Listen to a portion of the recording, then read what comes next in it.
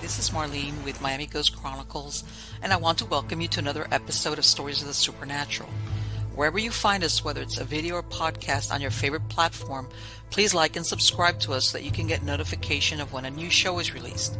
You can also find us on major social media platforms. If you go to MiamiGhostChronicles.com, you can find links to the videos or MP3 files, which you can download and enjoy without commercial interruptions. If you're into classic horror, ghost, and adventure stories, I narrate Nightshade Diary, and you can find links at nightshadediary.com.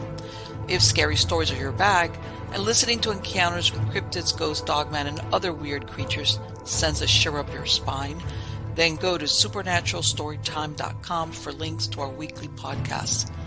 Noteworthy news about the paranormal world, true crime, conspiracy stories, and anything that is just plain weird can be found at eerie.news or visit the Stranger Than Fiction Stories tab at miamighostchronicles.com. Please subscribe to my newsletter on Substack. Just go to mppellicer.com for a link. I want to thank you for being part of my audience, and I think you are all wonderful. How about now? Oh yeah, that's much better. Okay. All right. I think I have a feeling what it was, but uh, it's it's thank God after a while you kind of learn all these different, like something works one week and then you try it the next week and it's like for some reason it just doesn't want to cooperate. And such is life. We're at the mercy of the machines. What can I say? Yeah, you sound good now. All right. Yeah, I'm going to. Don't worry. I'll clip out this part so it's not a big deal. All right, you guys. So anyway, Ronnie, shh, be quiet, you guys. Hold on. Like I tell all my audience knows that this is my enforcer. Hey, be They quiet. want to be in Yes, on the show. that kind of show. It's got water in it, and they kind of look at it they're like, oh no, she's got the enforcer. Yeah. Usually my dogs they like hang out and they're real quiet, but every once in a while one of them just Wow. for some weird reason decides that they need to bark. Then everybody else like, hell, we need to bark too. So yeah, that kind of deal. But anyway, Ronnie, let's get back because like I said, I read your bio and when did this start happening for you? Did you have childhood experiences? Was it something that happened into an adulthood? How did this start for you? No, it was really weird. I believe I always believe that there's life out there in the universe somewhere. You have to. It's like, but maybe a Hmm. sloth in a giant swamp somewhere. I'm not Right. so sure about intelligent life, but there has to be life out there. But I just never had seen any of it. And so I was, yeah, there it's out there somewhere, but they just can't get here. We're too far apart. And about 2009, we started seeing some weird lights out in the oil field and stuff, and it was like, what in the heck is that? And it's stuff I've been working outdoors my whole life. I Hmm. could explain, and I've seen everything that you could possibly see out there, meteor showers and every satellites and plane watching. So I know what's supposed to be up there. And in 2009, I started seeing stuff I just couldn't explain out in the middle of nowhere over the trees. And I mean, I fly drones, man. You wouldn't catch me flying one of my drones out there. You'd lose it in the woods. And Right. And I'm and glad you pointed that out that you had experience being outdoors oh and yeah, knew what when you saw something what it was. yeah. You look at Travis Walton, Calvin Parker, and it Hmm. seems like the people who are having contact are people who work outdoors a lot. Sure, of So course. it's like they're not abducting people from the Harvard school parking lot. So they, No, they don't seem no. like they're after the brightest of us. I'm Or just or knowing. they're opportunistic, if it's like, okay, who can we pick up quick? I'm just an old Um, truck driver. I'm just an old that's truck that, driver. Yeah. Yeah. it's yeah, you'll hear people, usually a lot of people, even people that live in urban settings, when there's some type of abduction, it's usually they're traveling or they're going through some area where Right. less populated Yeah. and they get picked up or Yeah. they have that missing time kind of experience. Yeah. But if you've been out there, I've been working in the oil field for 30 years. I know what I should be seeing out there and what I shouldn't be seeing out there. And I started seeing some stuff out there about 2009. It just meant there wasn't any way to explain it. It wasn't meteors. It wasn't anything from outer space. It was lights coming on, lights going off. Airplanes go by, airplanes come low, and helicopters, helicopters, you can hear them from 5 miles away. They're very Right. noisy things, so Yes. these are lights just coming on and going off, and sometimes they're coming on and they're sequencing. So whatever it is not small; it's very large, and just it'll come on, be very bright, it'll sequence, and then it will just completely go out. And just no explaining what the heck that Did is. you And ever notice everybody, any type of pattern? Was it like certain days or like once every oh month? yeah, it was like it seems to have a counterclockwise rotation, and every one of them that I noticed, it was like the lights come on. It's like the one in the back goes out of view, the one in the front comes into view. So it's like something that has a counterclockwise rotation, and it's and the lights are not like lights that like spotlights that shine, Mm-hmm. from a light source. This is like an illumination from inside the craft that's beaming through like a vent hole or something. Okay. And so it's not a true light, that as we know lights. It's like illumination shining from inside something, and it has a circular rotation to it because the one in the back will go out and the one in the front will rotate into view, and it almost looks like it's sequencing. But I've seen it enough to notice that it's a rotation. It's a counterclockwise rotation on probably something round. Ronnie, did you ever, I mean, I don't know how far away you were sighting this, but were you ever able to go out to the area on the ground where you estimated these lights were over to see if there was any type of markings on the ground? Well, I mean, I didn't really see them on the ground. Usually they were hovering at night Right. in the dark. But I took note of where I saw them at, Uh-huh. and I went back in the daylight to see exactly what the heck they were over. And Yes. one was over an oil well that set out in the middle of a field. The other one I saw was over a rural water tower that was sitting on a hill. How interesting. And yeah, so it's like I started taking note. When I go out in the daylight, I say, okay, this is where I see it. Let's see what's out there in the daylight. Mm-hmm. And Right. it's Like that's where I was going with it. Either that or I mean, I've heard people sometimes that they'll go like into the approximate area they think where this thing was hovering over kind of, and either if they find scorched earth or they'll find burn marks like something, it's like in other words, it emits something that doesn't agree with yeah, vegetation. How's that? yeah. I mean, I've seen a couple on the ground, but I never did get to go out because it was on private property and it was at night Mm-hmm. and I was at work. And Right, so like yeah, it's like I didn't get to go out there and do any investigating, but I've seen two that were on the ground. I would have loved to go out there and see if there was anything to find, But uh, yeah, it's a weird deal, man. I mean, the lights come on, the lights go off, and I mean, and you have to be really quick. I've been trying to catch it on video camera, but it's such a short. By the time you get your camera up and running and pointed, most of the time it goes out. right, It's exactly. very It's one of those frustrating. things that yeah, Very it's not an frustrating. announcement like, hey, at a certain day at a It's certain time. like, oh, and I got pretty quick draw with my phone, man, where I could get it up Did and you running ever pretty get into quick. the did you ever see them come towards you or like they're coming like over here?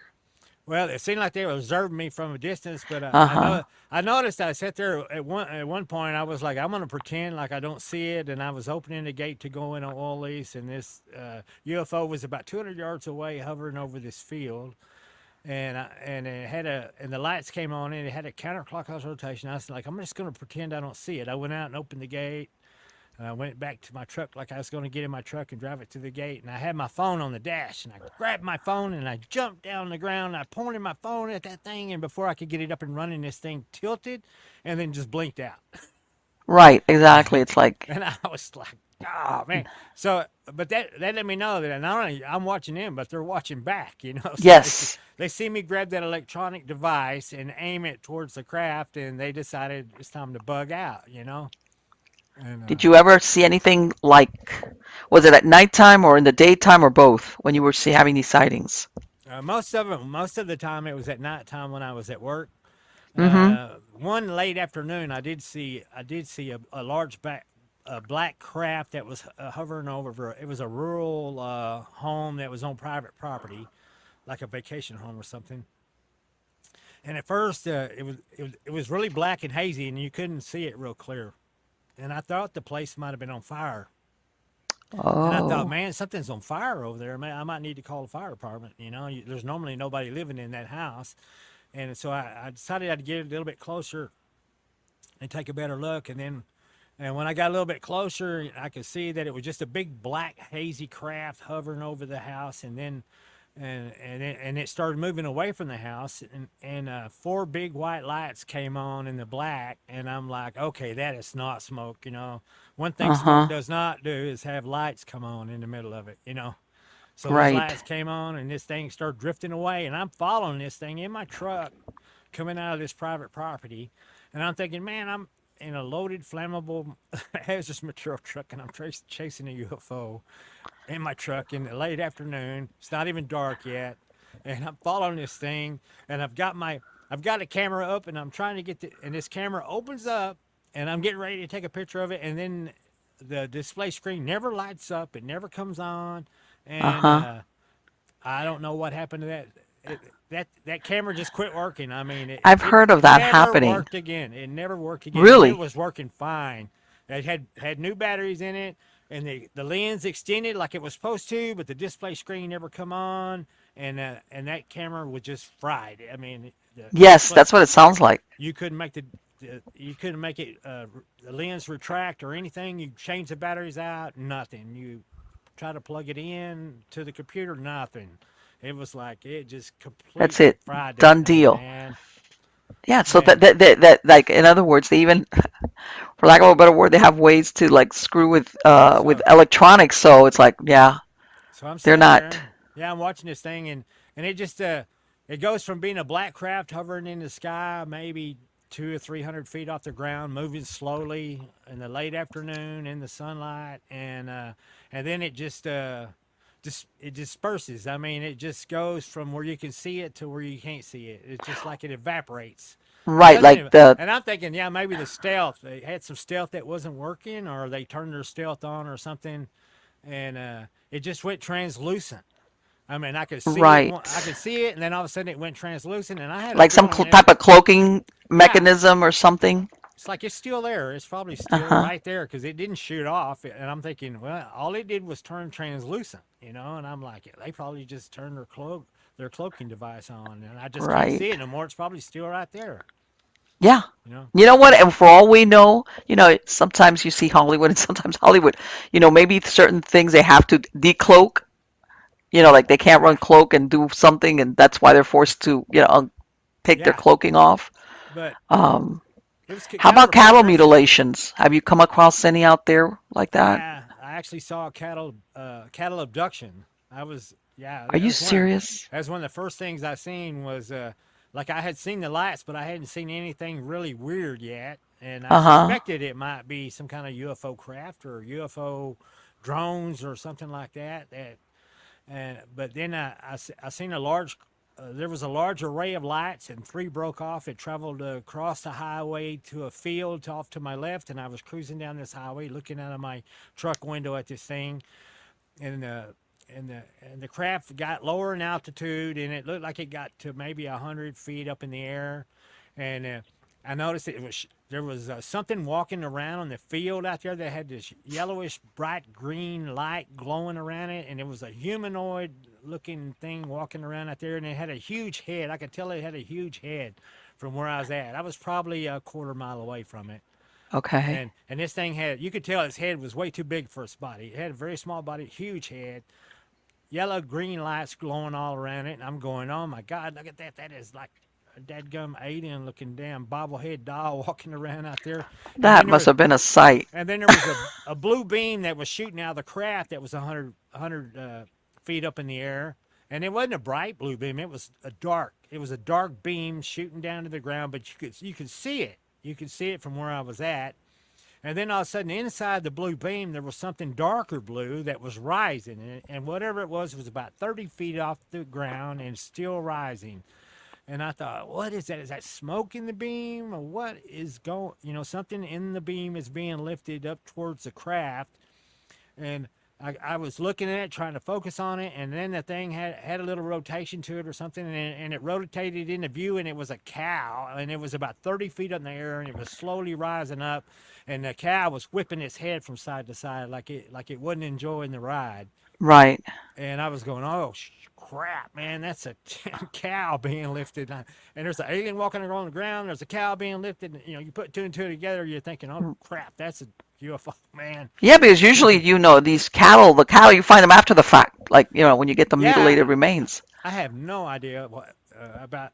All I know is it was time for me to get the hell out of there, and I was You're like, like, man, man, what if I'm next?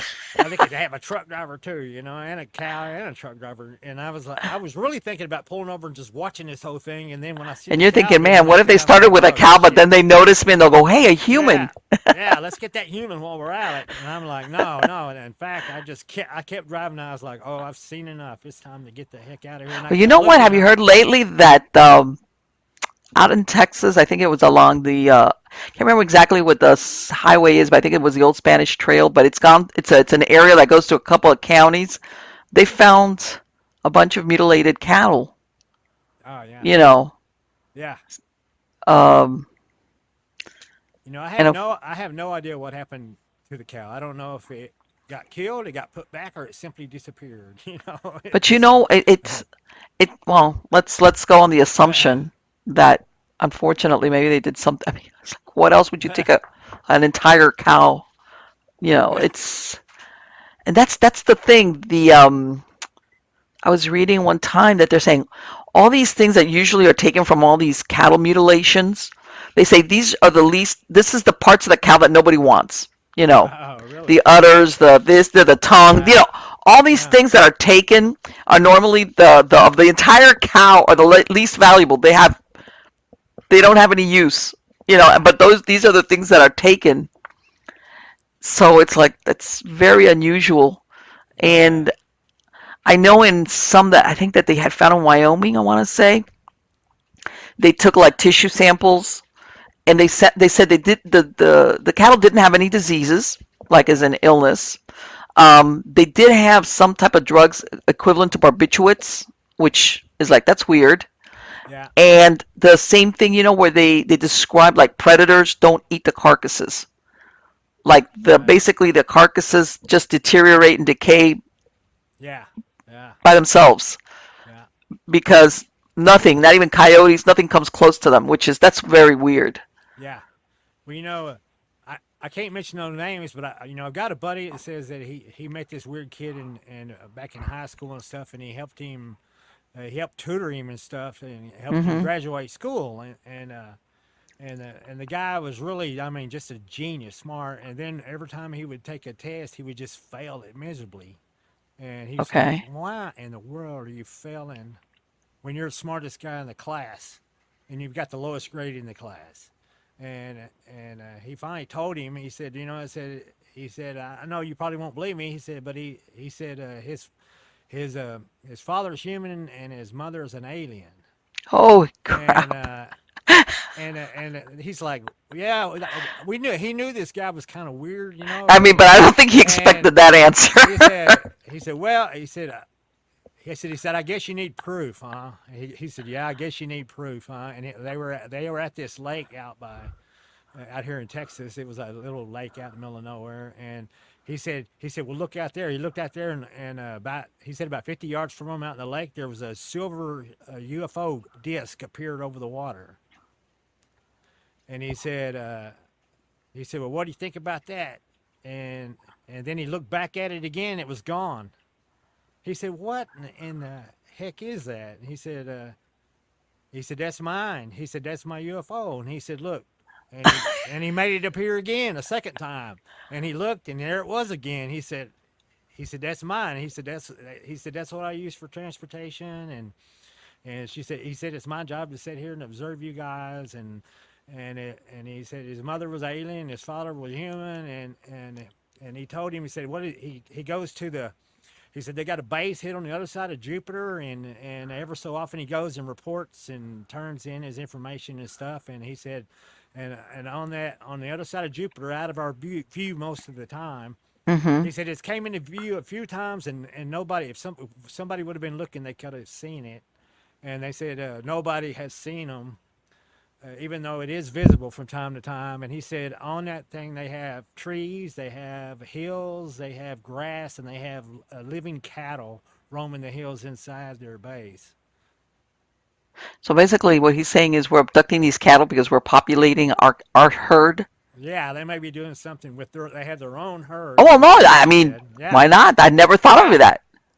yeah. So It's because after a while, you're thinking, okay, how many cattle do you need to mutilate or examine or yeah, whatever it yeah. is? So yeah, Let me. they're taking a Didn't bunch. your friend say, like, I mean, would let's go with the premise. Like, it's like, okay, so Yeah, what are you adopted or what did they do with your yeah, mom? the guy still he's still living here. He lives in a small town. He works amongst us, and he keeps a very low profile. Has never been married, and That's weird. doesn't seem to have really any interest in women. And he's just a real kind of a nerdy guy. You And know what? Because there's nerds, and we that's not. yeah, That's like that's. and we're keeping his secret, you know. And we, you know, he said, you know, he was kind of mad that he told me about it. You know, It's like he wasn't supposed to tell anybody about it, and he told me about it. And it's gonna be. Don't worry, nobody's gonna believe us I've anyway. spoken on it on the radio a few times, and I guess he's caught some grief over that, you know. But this guy, we know where he's at, and he works amongst us, and So basically, he stayed put. He didn't go off somewhere where no, nobody like. Okay. no, he's half human anyway. So, Because see, that's the thing. It's like, hey, and like you're gonna introduce me to your parents, kind of deal. he said he did meet his mother once. He said he is half human, and he said he was disappointed in the fact that she was excited to see him and happy to meet him and very kind and polite. And but it was a very short meeting, Oh, so in and other words, his mom is off planet. She's not. this She's yeah, she's off planet, and he got to meet her, and she's just you know, not, she doesn't have that human connection that we sure. have with our children. And he said that was kind of disappointing, you know. But he got to meet her, and she was nice, and she was friendly, and she was cordial. But All right, go back to Earth. it was Yeah. like, okay, it's time for me to go back to work now. So Right, right, you right. know, Like there's not that. Yeah, yeah, mom. yeah. And he's like, man, that, you know, he said they're missing that human connection that we got, you know. So Well, you know what you always think of.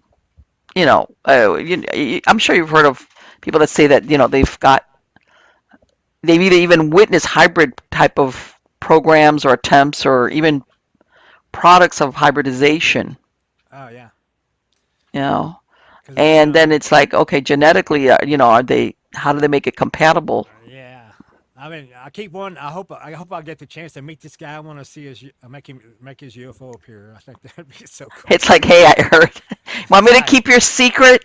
Take me out to see the Yeah, yeah. spacecraft. You need to at least show me your UFO if I'm gonna keep your secret. Right. Well, that's the thing that it's like, okay. Otherwise, I'm gonna assume you're BSing, And yeah, or something. right. But And that's the way this other guy was. He was like, you know, I like the guy. I don't want to offend him, but it's kind of, you know, it's pretty far out. And then he just made his UFO appear a couple of times for him, and he's like, okay, this guy's a real deal. You know. well, yeah, that's a pretty good convincer right there. That'll convince you. Yeah. But no, and the reason why I say that he stayed put because he's saying, I have access to this, a spaceship, but obviously he stayed there. But he It's not drives a like, car now. He drives a car everywhere he goes. He has a car, owns a house, yeah, has no, a it's like, job, yeah, works he's for a be living. he's a normie kind Yeah, of. yeah. You just think he's some nerdy little guy, but you know, he's just That's, half you know what? ET, and he checks in at the big base, you know, on the other side of Jupiter every now and then. So And let me ask you, did he, and I know this, but see, this is it's like, okay, if you're hybridized, like, do you look, all human, or can you imagine if he goes for a checkup, if, inside he's got something that his doctor's like, what? but yeah. But It's, all through school he played dumb, you know. He was sure, you know, he would like fail tests, and he was tutoring this guy like he was a genius, and knew all the answers, you know, without doing hardly any studying. And then when he'd take the test in class, he would fail the test. You know, that's he interesting. would make a 20. You know, and Right, right. In other words, that it's he obvious said, this guy's flunking he out. said, you taught me everything I know, and I made an 80, and you made a Right. 20. You know, what's up with that? You know, he's like, well, you had to keep a low profile. You know. Well, you can kind of understand that, like, and and I'm sure you've heard of that, Ronnie, where they say, well, that there's a lot of, in other words, that some of these ETs have found a way to basically disguise themselves to look human. Oh yeah. Yeah. Not because they're hybrids, but because they found a way to, and like that movie, the one with Rowdy Piper, where they're there, but we just don't see them. Yeah, And and even and all the presidents and everybody every now and then you'll see the snake eyes appear, on the camera, and you see these YouTube videos where, right, with the reptilians that every yeah, once in a while. where Did they you? got a reptilian glitch going on, and then Right, and it's like, Biden's ears look different, like on a few different days. Like one ear, it looks this way one day, and the next day it looks like it's different, and it's well, like, hey, that maybe there's it's something. well, you know what? Did you see that? And I think I look at that about a month ago. I'm sure you've seen it. It was one of these videos that went viral about this lady. She's on some flight. She gets up All and she right. starts pointing at some passenger, saying that Yeah. guy's not human. And she was saying something about the way his eyes Oh looked. yeah. Yeah. And He I'd could have be just like, like he could have like just said, okay, you want to pull my string here, blink, blink, and she's like, well, you know what's really funny? Because there was a lot of people saying, well, was she doing a hoax? I go, man, you know what? Maybe it's because I wouldn't do it because I'd be embarrassed. But she yeah, kind of, if she was acting, she did yeah, a pretty good job of it, like wigging out. yeah, yeah. And they say, well, she's just drunk.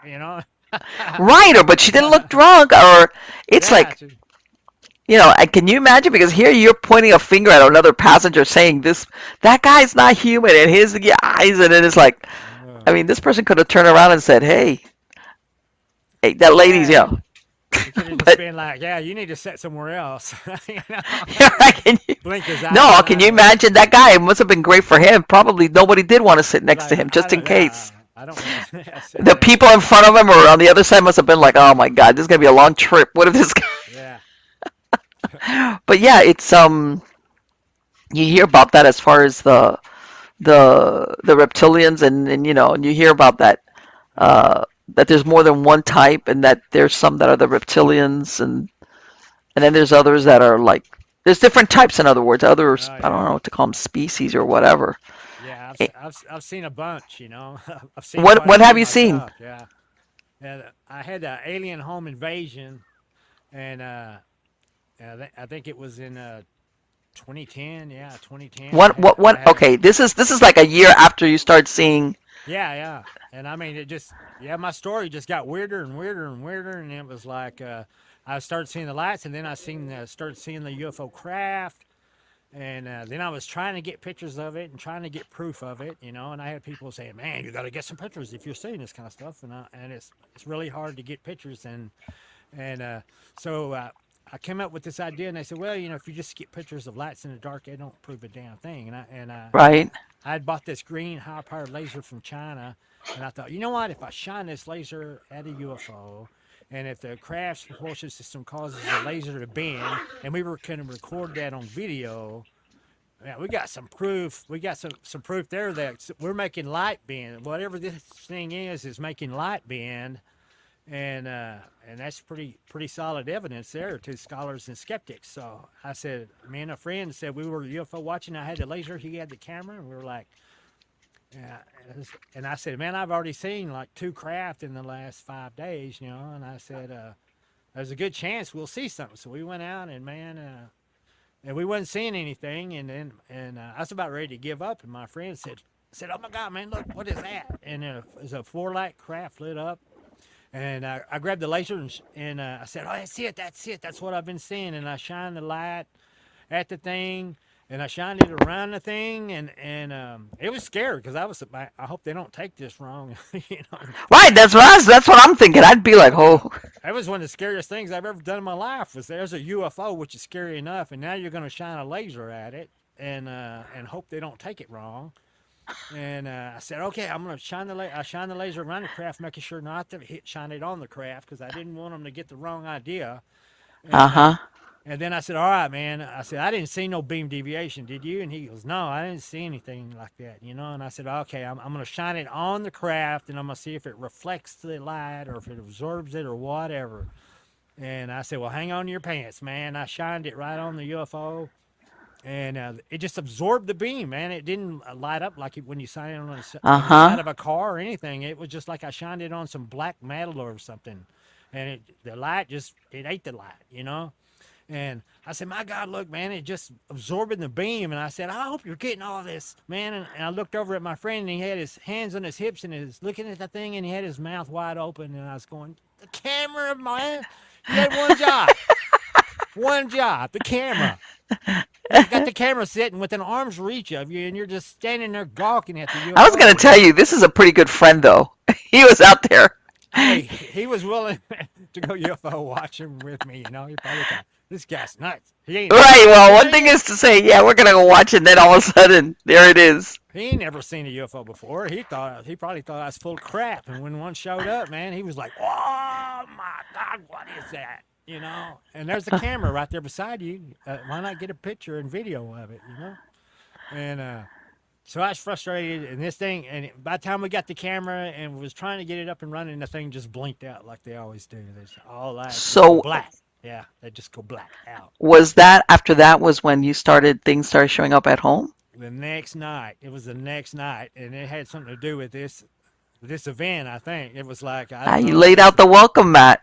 I don't know if the laser got them curious as to what the hell I was shining on their UFO or what the hell, but yeah, they paid me a little visit at home.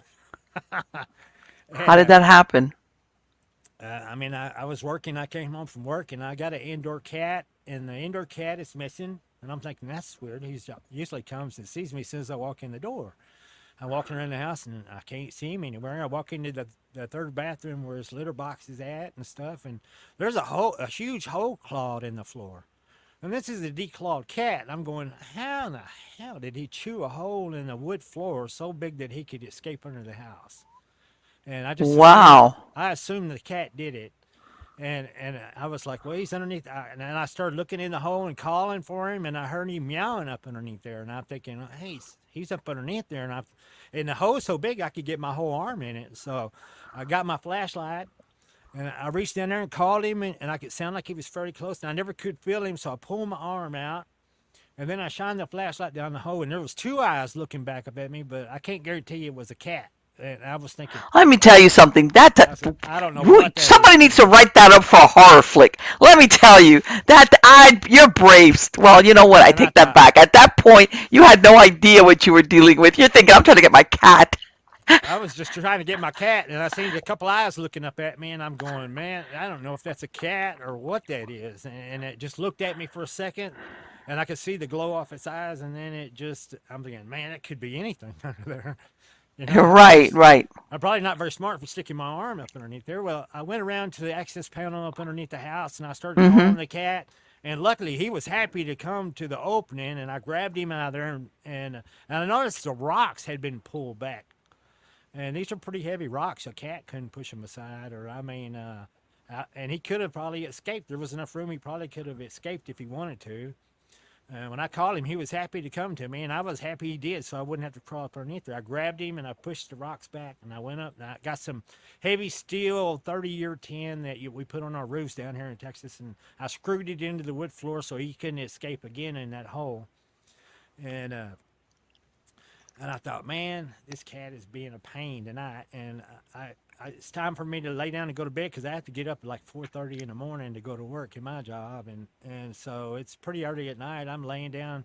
I went in my bedroom. I just laid down, and I just laid down, and all of a sudden I ain't had time to go to sleep or anything. I mean, I just hit the mattress, and then all of a sudden I hear dishes getting knocked over the sink, and I'm going, what in the hell? This cat is a pain tonight, man. I'm So thinking, yeah, man, the cat's taking the blame for this, I'm right? fixing to have to go see what the hell's going on in the kitchen. Well, I know it's when I tried to get up. I couldn't, man.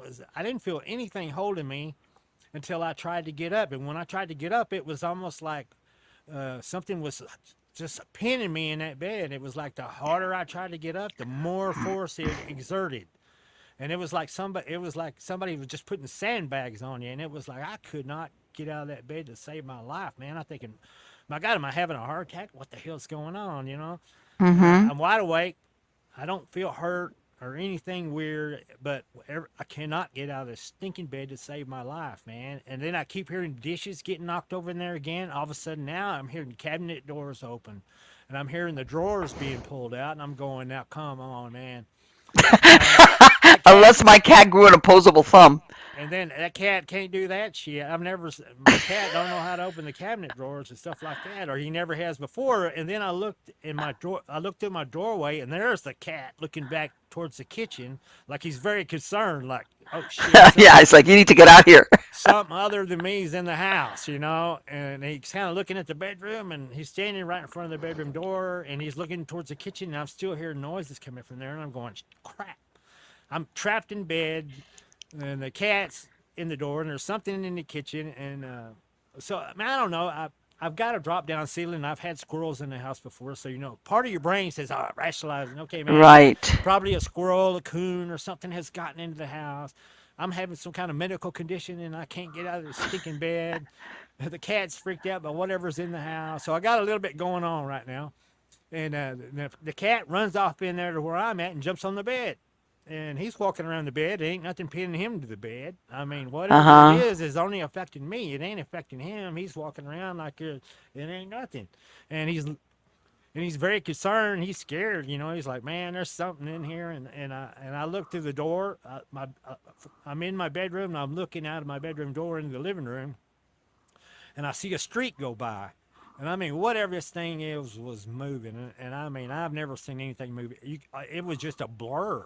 And then it ran back by, and then it ran back by again. And then I realized there's more than one. There's like two of them. And they're Okay. running back and forth.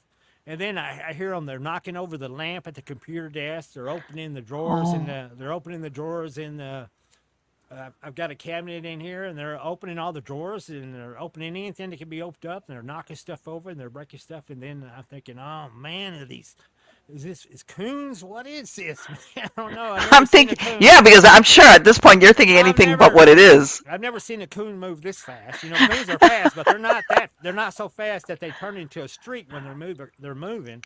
And then when I was looking through the door, I seen one run up and run across a vertical wall sideways, like gravity didn't even affect Oh them. my God. I don't. And at that point, I'm going, okay, all right, okay. This probably has more to do with what happened last night than and coons or squirrels in my house. And I'm thinking, okay, yeah, this has more to do with this is ET in my dadgum house. And I seen one run straight up the wall, straight up the vertical wall, push off the ceiling and run straight back down. And Oh. they're running around like gravity's not even affecting them. There's two of them, and there's almost like they're playing chase, man, like they're having a great time. And then a third one comes onto the scene, and he runs and he stops right in front of the door. I see the brown streak stop right in front of my door, and I'm looking and I'm horrified. I'm 10 feet away from this thing, and this thing, when it stopped, I could see it perfectly clear. And this thing, he's comes in, he stops on all four legs, he rears up on two legs, and what this He's thing looked. they're running around on four legs. Holy crap. And then he I stood up. swear. Yeah, he stood up on two legs. And he had a face like an angry old man, real tight, squinted eyes, and he had a shell like appendage on his back and on his top of his head that had thorn appendages sticking off of it. He looked he looked like had like a human looking face, but the rest of his body looked more like an insect than it did any kind of a human. The arms were long and skinny, and they had like they almost had looked like insect looking fingers on them that were really long, and Uh-huh. and the way these guys ran across the wall, it's almost like had to be part insect. But the face, I was amazed at how much it looked like a human. I mean, it had a nose like a human. It had Okay. tight, squinted eyes, and it had real tight lips, and no facial hair, and the ears. It was like the shell appendage over his head went down over where his ears were, Mm-hmm. and the shell, the exoskeleton scale on this thing, and it had tiny sharp thorns that were pointed towards the back, Okay. and they were long enough that if you grab this thing, it would hurt your hand. I mean, they were nasty looking How thorns, when man. he got up on And he his wasn't hind legs, how tall were they? he wasn't all that tall. He was probably 18 inches, very short, man.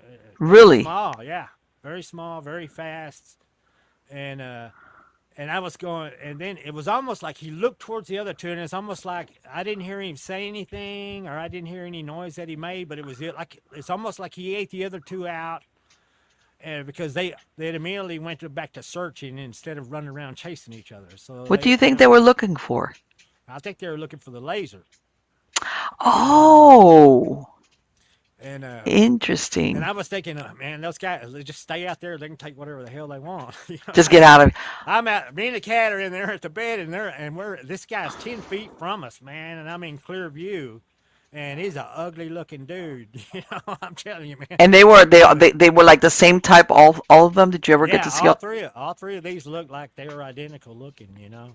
And then all of a sudden, I was thinking, man, just stay out there. Don't come in here. Well, that didn't work because they all three just shot into the room underneath the bed at the same time. And they're picking up the bed spring, the whole frame with me on it. And I'm a big guy. I'm 200. At that time, I was probably 260 pounds. And they're picking me up and the frame up and the mattress up and they're banging it down on the floor.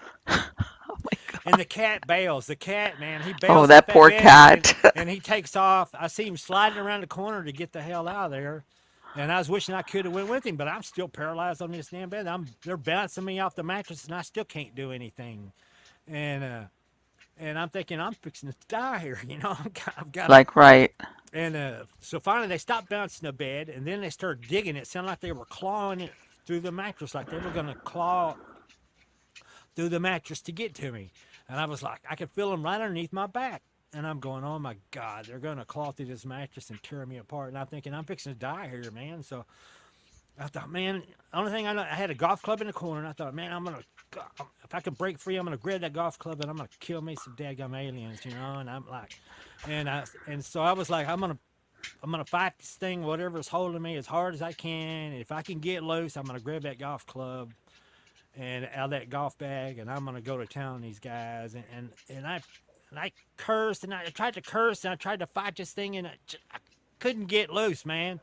There was no way. So it was everything, your torso, your Every arms, your legs, everything. Everything. It hurt so bad. It felt like it almost killed me. It felt like it affected my breathing. It felt like it affected my heart. I put out so much force to fight it, and the more force I put out, the more they used, and it was almost like it almost killed me. I felt like I had a heart attack there, and I went back to bed. And I laid back in the bed and I was like, shoot, I'm completely at their mercy, man. There ain't no way to do this. There ain't nothing I can do. I'm just stuck here, man. They're going to do whatever they want to do. That's all. Wasn't no fighting it. And all of a sudden, then I heard him over towards the gun cabinet. I could heard him over towards the gun cabinet, and I thinking, well, you ain't going to get in there. It's just locked. It's locked. They ain't going to get in there. And, and then next thing you know, it was like it got quiet. It's like they exited the room. I was trying to look over towards the gun cabinet to see if I could see them, and I never could get a look at them. And then when I looked back, it was like everything had gotten quiet, and they had exited the room. And then all of a sudden, my body jumped up out of that bed, and I was in a fit of rage, and I screamed, and I grabbed the golf club. I had tried to do this 5 minutes earlier and couldn't do it. Right. But it was like they had blocked the signals from my mind to my body, and when they released me, that was the first thing that got processed. And I had tried to do this 5 minutes earlier. And Okay. now I've got the golf club in my hand. I'm out of the bed, and I'm like, crap. Well, it's time to go on. I guess I'm already angry and I'm pissed. I might as well go on an alien hunt like I originally intended. So I went to the house and didn't see them anywhere. Looked at all the dark corners, every drawer, every cabinet in the whole damn house had been opened, and there was some dishes knocked over and broke in the kitchen. The lamp broke at the computer desk. Every drawer was left open, and I was like, man, I couldn't find them anywhere, and I went back into the bathroom where the hole was that Hmm. I had covered up earlier, so the cat couldn't get out. They had pulled the screws right up out of the wood, and the Really? 30-year tin was bent. And I mean, I'm 260 pounds, and I don't know if I could even bend that tin like they bent it. They pulled it up far enough that they could get out through that hole. And it was like these Oh, guys. I was going, you know what? These guys are the ones that made the hole. God only knows they may have been in the yes. house earlier, and And then I looked at the gun cabinet. And then I went and looked at the gun cabinet. That's where the laser was at. And the gun cabinet was unlocked. And I'm thinking, that laser's gone. They found that laser and they took it. It's gone. And I looked in the gun cabinet. And I was kind of mad then because I'd been walking around scared hunting aliens with the golf club. And here I had a perfectly good loaded 12 gauge right there in the unlocked gun. The reason I didn't go get the 12 gauge in the first place because I thought I would have had to get the key to unlock it, and it would have Right, took you're like, time. You yeah, you're know, just thinking this let's is what's handy. let's go quick. This is handy and it's available now. The gun cabinet, I have to go find the key. I have to come back in. I have to unlock it. I have to So get it did out they of the take the case. laser? No, I looked in there and the laser was still in the box. I don't know if they found Huh. it. I don't know if they observed it. I don't know if they never found it. I don't know. But they had somehow they had unlocked that gun cabinet. The top and the bottom of the gun cabinet was unlocked. And I always That kept it locked because my girlfriend comes over. She's got small kids, so I have to right, keep it right. And locked. you're like, yeah, gun safety, sure. Yeah, and That is, I swear. And your poor cat, did you?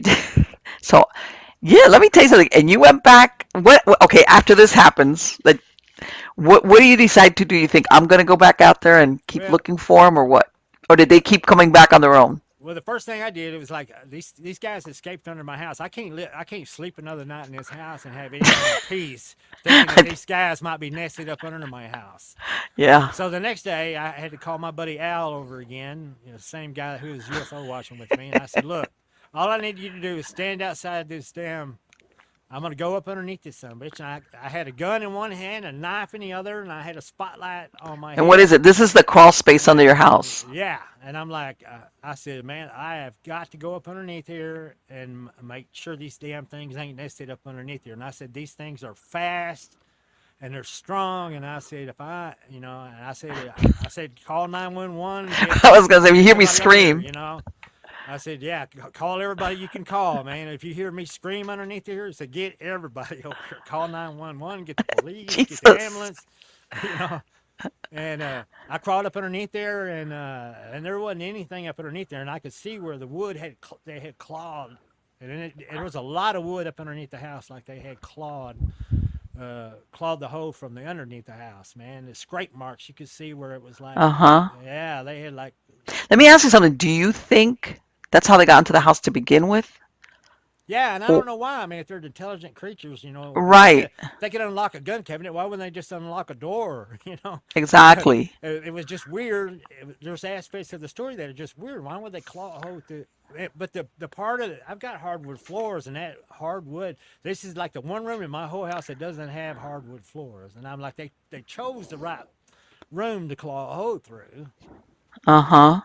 and and I was like a declawed cat couldn't have made a hole like that, Really. I and know. and But I've that been that poor cat must have been like, God only knows what they did to him up underneath that house. They probably sure. grabbed him in the house, drug him underneath the house, and God only knows what they did to him up underneath there. So So once you cleared the crawl space, you made a good point. I gotta live here. I gotta sleep here. yeah, I, I had to know, man. I mean, I can't live in here in any kind of peace thinking those things are nested up under there. It's like I so have what to happened? I mean, I had to after man that, up. I had to man up and go up underneath there and do the scary thing. If you're a homeowner, that's the kind of stuff you have to do. I'm going to go up under and make sure there's nothing up you know underneath there what, that ain't Ronnie? supposed to be up underneath there. There's a lot of people I know that they would have said, "Screw it. I'm not going under there. I'm not." Yeah, I've talked to people who say I would have just moved. Yeah, exactly. You read my mind. I would have said, "Man, what's Yeah, a good real estate agent?" yeah. I mean, I bought this house; it's paid for. So Right, but I've got a lot of money in this place. So so here you are. You. I'm wondering how you wrap your head around that, because one thing is when you see lights out in the distance, to all of a sudden they follow you home. So now right, you realize, God, they know. What's that thing? They know where I live. yeah, yeah. So that's like close encounters of the third kind or fourth kind there. So what So did you do after that? uh, yeah, after that we started. I was continuing to talk to researchers and stuff like that, and showing, and I've had some footage, and it was like 1 year after that date. For a solid year, man, I was thinking, man, as scary as that was, I probably never see anything like that again, and maybe it's a Hmm. good thing, but it was pretty wild and pretty amazing to have to live through that, and then you go a year and you don't see anything, not even Did no you go back out there with lights the laser? or nothing, man. I hadn't seen anything UFO related. And I'm like, well, I guess I'll never see anything like that again. And boy, that was wrong. 1 year to the day of the alien home invasion, man. I was working down by Coleman, Texas, and my God, it was. If they were trying to impress me or whatever they were doing down there, I don't know. I seen 3 UFO in a 1 hour period, and one of them was a mile-long V-shaped craft that flew over my head. Wow. And I mean, if you ain't never seen a mile-long craft fly right over the top of your head, probably 200 or 300 feet up in That's the got to be air, impressive. and this thing was solid rock on the bottom. It looked like a meteor. It looked like this. I was looking up at the surface of the moon. I mean, I could see impact marks. I could see craters on this thing. And at the first, I thought it was a giant meteor. I thought, oh my God, it's a meteor fixing to hit Earth, and I'm fixing to die, you know. Right. And then it starts slowing down. I'm going, okay, well, meteors don't slow down. And then I seen a huge pipe-looking thing sticking out of the bottom of it, and then another one, and I'm going, okay, well, meteors don't have pipes sticking out of the bottom of them. Mm-hmm. And then the thing slowing down, then the front part started tilting up, and then it was real flat, and then it started tilting up like a skyscraper, and then it shot off sideways. And it shot off Wow. so fast, man, it made air vortexes behind it. It created such a vacuum behind it that you could literally see the air being sucked in from it, moving so fast.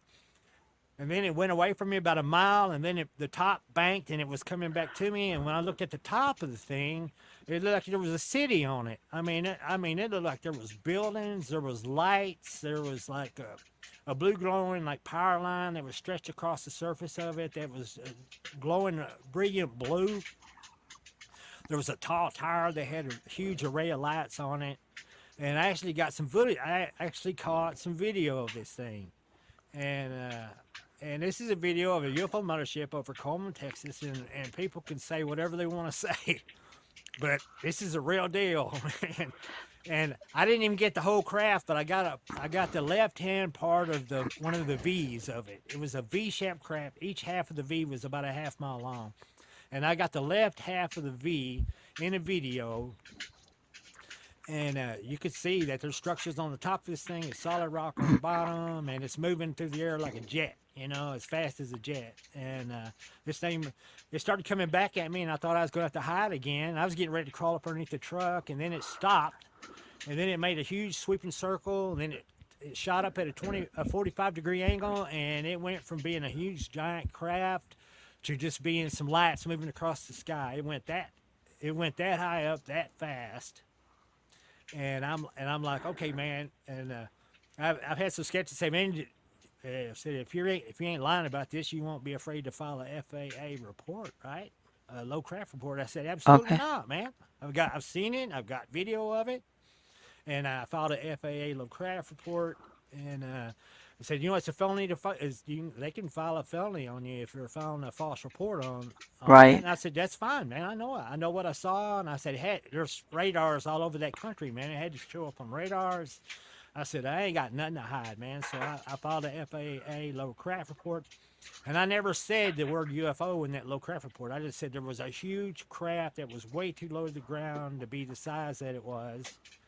Okay. And I talked about its movement, but I never said it was a UFO in the FAA report.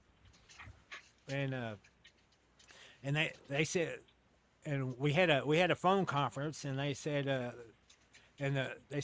all known craft in the area were accounted for without incident, and then I should report my UFO to Newport.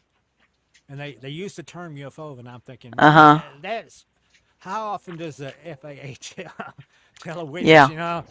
you need to report your UFO to Newport. So that means they've Uh-huh. probably seen enough of it to know that it shouldn't have been there. All known craft were Sure. accounted for without incident, and so And basically, usually, yeah, they want you to keep on reporting it, like they, report it they, over there. Like, and they don't know what it was. Basically, is what it means. Was it whatever it was? It wasn't and let me not. tell you something, the fact that that was a year to the day that you got that visit, that was significant. There was something there. I mean, maybe it's coincidence, but so let me ask you, when you went home that day, you must have been like, okay, I hope my cat's okay. Didn't you worry a little bit like the last time I saw But something? I was excited because I had been struggling for so long to get videos and footage, and I filled my phone completely full. In fact, the best sighting I had that night was the third UFO I seen. I left the area, but I didn't go about a half mile away, and there was a light that was hovering over a double wide mobile home that was off out in the country that some farmers live in. Uh-huh. And I stopped my truck and I said, "That is not a star. That is something hovering above their house." And I took the spotlight in my truck and I shined on it. And when I did, I guess they figured out the gig is up.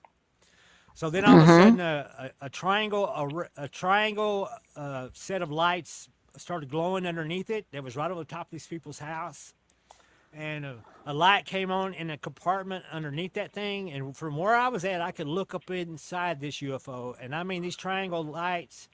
There was a triangle opening, and these lights were staggered around the triangle opening. An even number apart. The lights were the same whitish blue glowing lights that I had seen before, and this opening was so big you could have put a Cessna airplane up in it. And Okay. so the lights came on inside this thing, and I was standing there looking inside this opening, inside the UFO. I probably wasn't 100 yards away, maybe 150 yards away. Was there anybody inside the trailer? Yeah, there was lights all over the trailer, lights on. I was shining my light at the trailer. I was blowing my horn, trying to get their attention. Right. And they had a pickup running outside. There was a pickup outside the house, and it was running. I'm like, my God, man, you people need to come out and just look up over your house right And now, get out of because there, whatever. because I'm 200 yards away, and what I'm seeing is amazing. And they could walk out of their house and literally just look straight up and Uh-huh. probably scare the living hell out of them. I And bet. because I'm looking inside the UFO, and I couldn't tell what the UFO looked like. All I could see is the triangle opening and the lights, and there's lights up inside the triangle opening. I could see up in the craft. And this thing ain't there ain't nothing in there that looks like it ever been touched by a human hand. I mean, in the movie Aliens, where there's ribs and stuff like that, the walls are made out of ribs, and there was Uh-huh. piping that was built into the walls, and there was a large that looked like the cochlea of the inner ear. There was a huge spiral. There was a huge piping thing that spiraled down to a tight circle like a shell, Okay. like a seashell. I have no Right. idea what that thing was, but it Maybe was it's huge. some type of bio spaceship, like who knows? Yeah, I mean, I don't. Somebody was saying that they think it was like some kind of a plasma. It was they were pumping plasma around, and plasma generates energy or something like that. So, So did those I mean, people in the mobile home, did they ever, or did they thought, well, let's just stay in here? they never came out. The ship slowly moved off away from me, and then all the lights went out on it.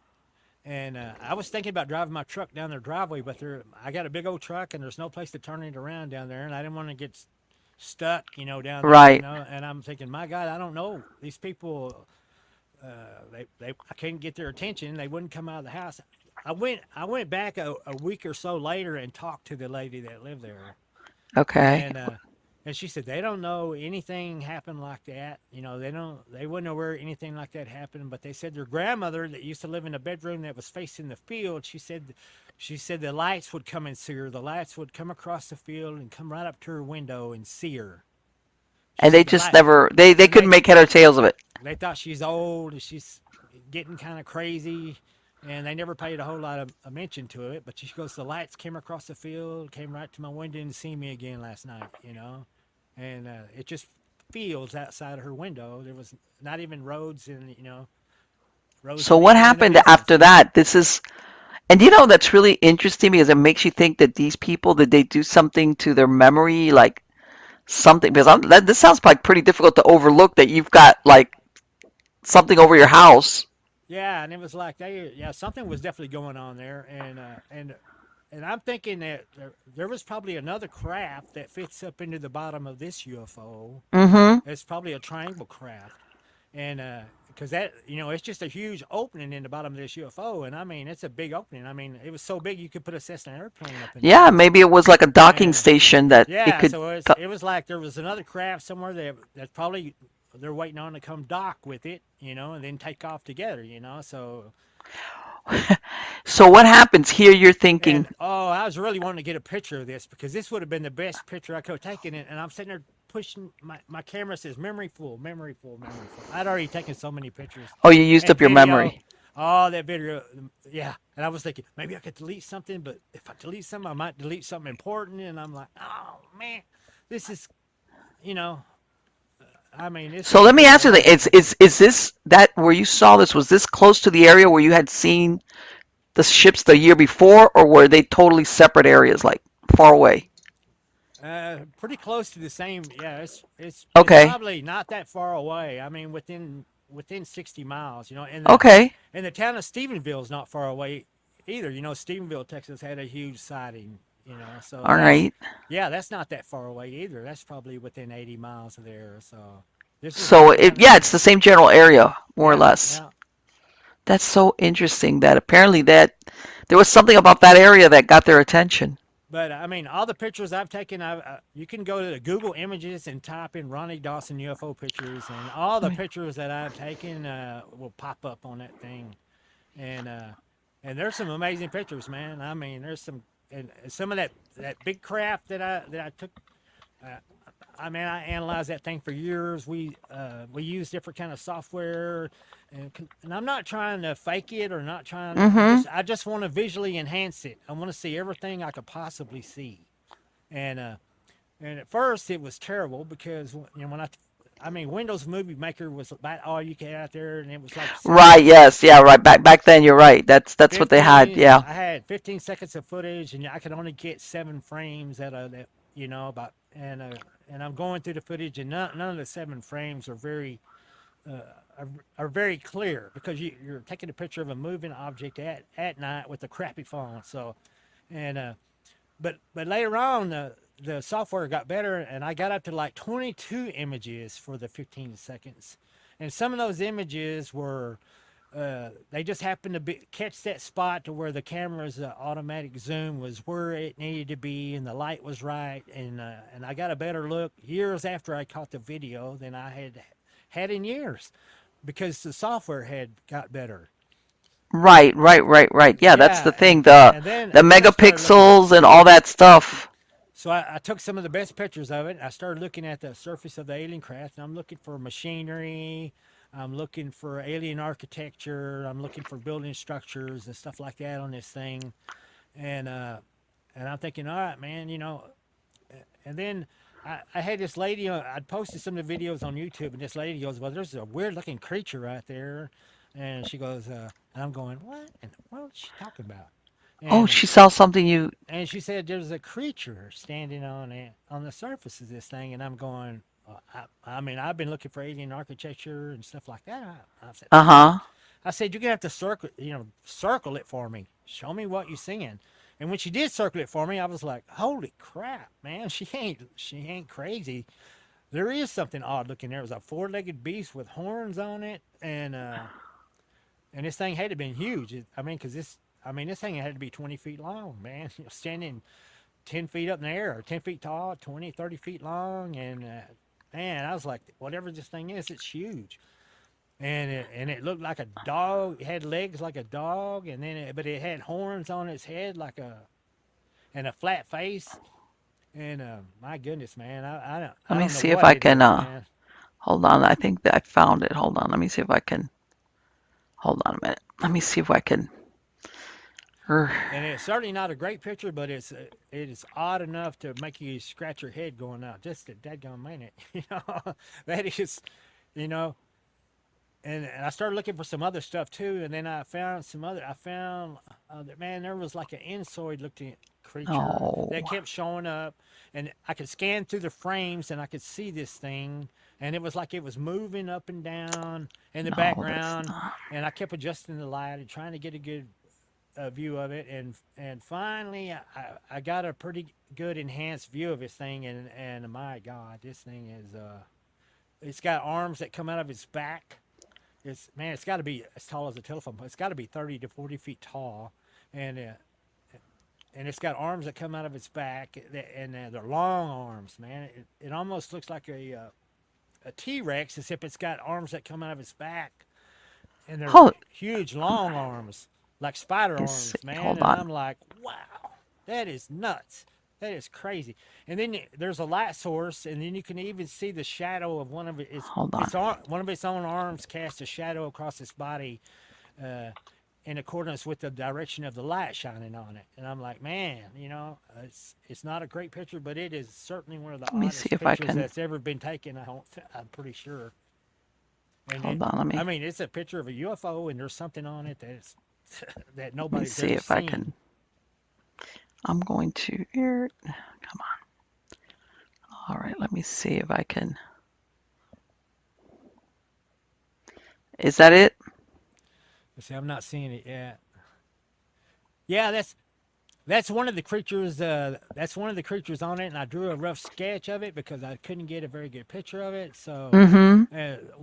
when people are looking at it, I kind of outline what we're looking at, and Right. then I start showing some better images of it, saying, okay, now look, this is what I think I'm seeing.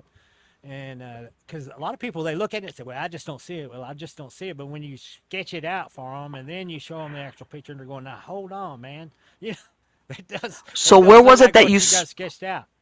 where was This it that you saw this figure? Because I know this you were telling me that. yeah, I guess. this thing is on the huge mothership that flew over me. And Okay. there's a and I was looking at it. There's an array of lights on this thing that look like burning spears, and there's a huge hole in the craft, and it looks like there's a UFO docked in the middle of this hole. I mean, it looked like Okay. a docking bay for a UFO. It's what it looked like, and above the lights, above this big array of glowing spheres, this thing Mm-hmm. was standing. It was like high perched, like it was looking over the place. And I was like, man, that looks like a dragon. It looks like a dragon from like the old stories and stuff. I'm like, what is that? What it looks like? And you could see the horns on it, and I was like, my God, that looks like a dragon, sitting up there on top of this thing. Right. That you're thinking this is yeah. Because I'm thinking you're probably trying to make sense of what you're seeing. You're thinking, all right, why this Yeah, I doesn't mean, make you can see stuff that the glowing spheres, and I'm like, man, these spheres, these are. I'm like, man, a lot of those spheres I've seen. Was some of the first things I saw was lights that would appear over the trees, and they look like giant glowing spheres that they would light up and then they would go out. I seen one like drop 200 feet, sit in a field for a second, and then pop up 200 feet in the air again, and then be joined by a second one, and then okay. both of them Is took off this? together. Let me see. Is this yours, Ronnie? Yeah, This. that's Okay. that's also on the surface of the huge mothership. Okay. And that big boy alien there is another creature we found on this thing. It's and he's got those two arms there, and he's got those huge big like telescope eyes, man. And you can go through the footage of where the craft is moving. You can see his arms. One of his arms moves. He actually moves one of those two arms on him, and I'm like, well, it's not a great picture, but you can see the movement of one of his arms. And you have to realize this footage is from like almost probably close to a mile away. So this Right. I was guy, going to ask you how far away was.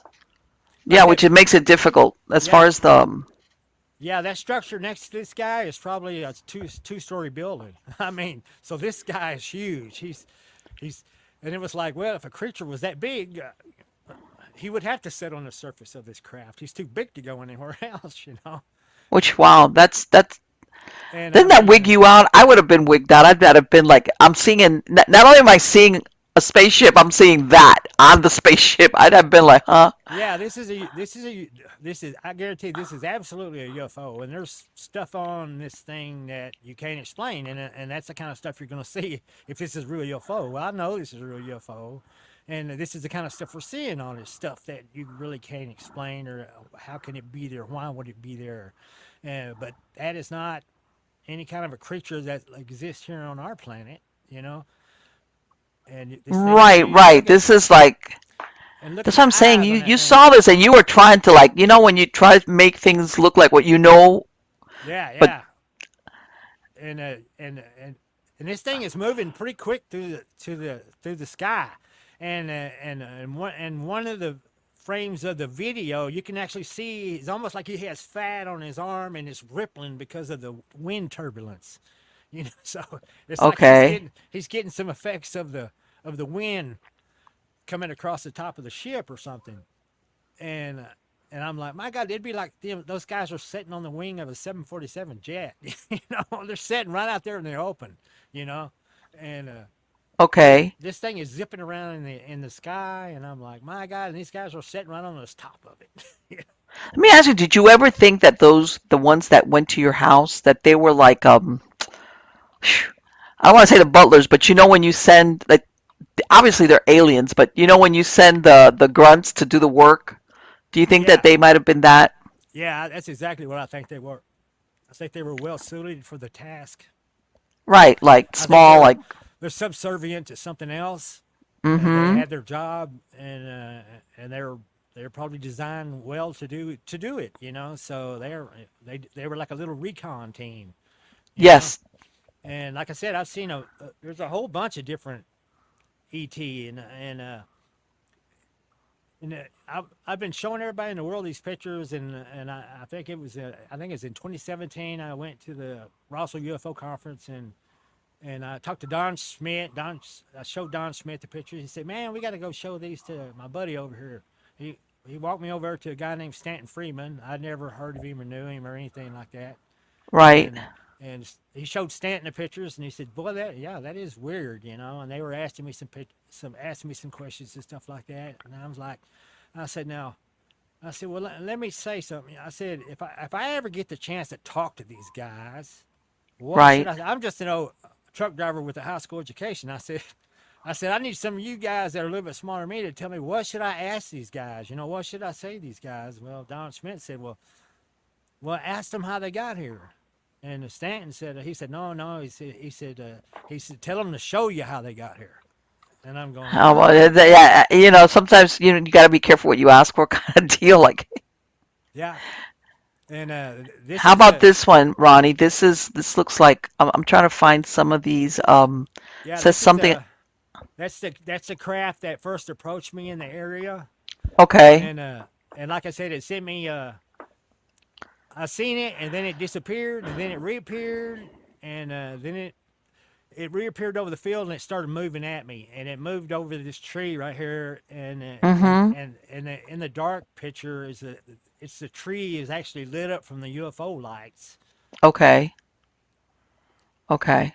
and then So, it in other started. words, this is This this thing is got from the real first quick. time or from the second time when you saw them. This is the first craft in the Coleman, Texas side. And there was three crafts. The second one was the giant mothership, and the third one was the Okay. one I couldn't get a picture of. They had the triangle opening in the bottom of it.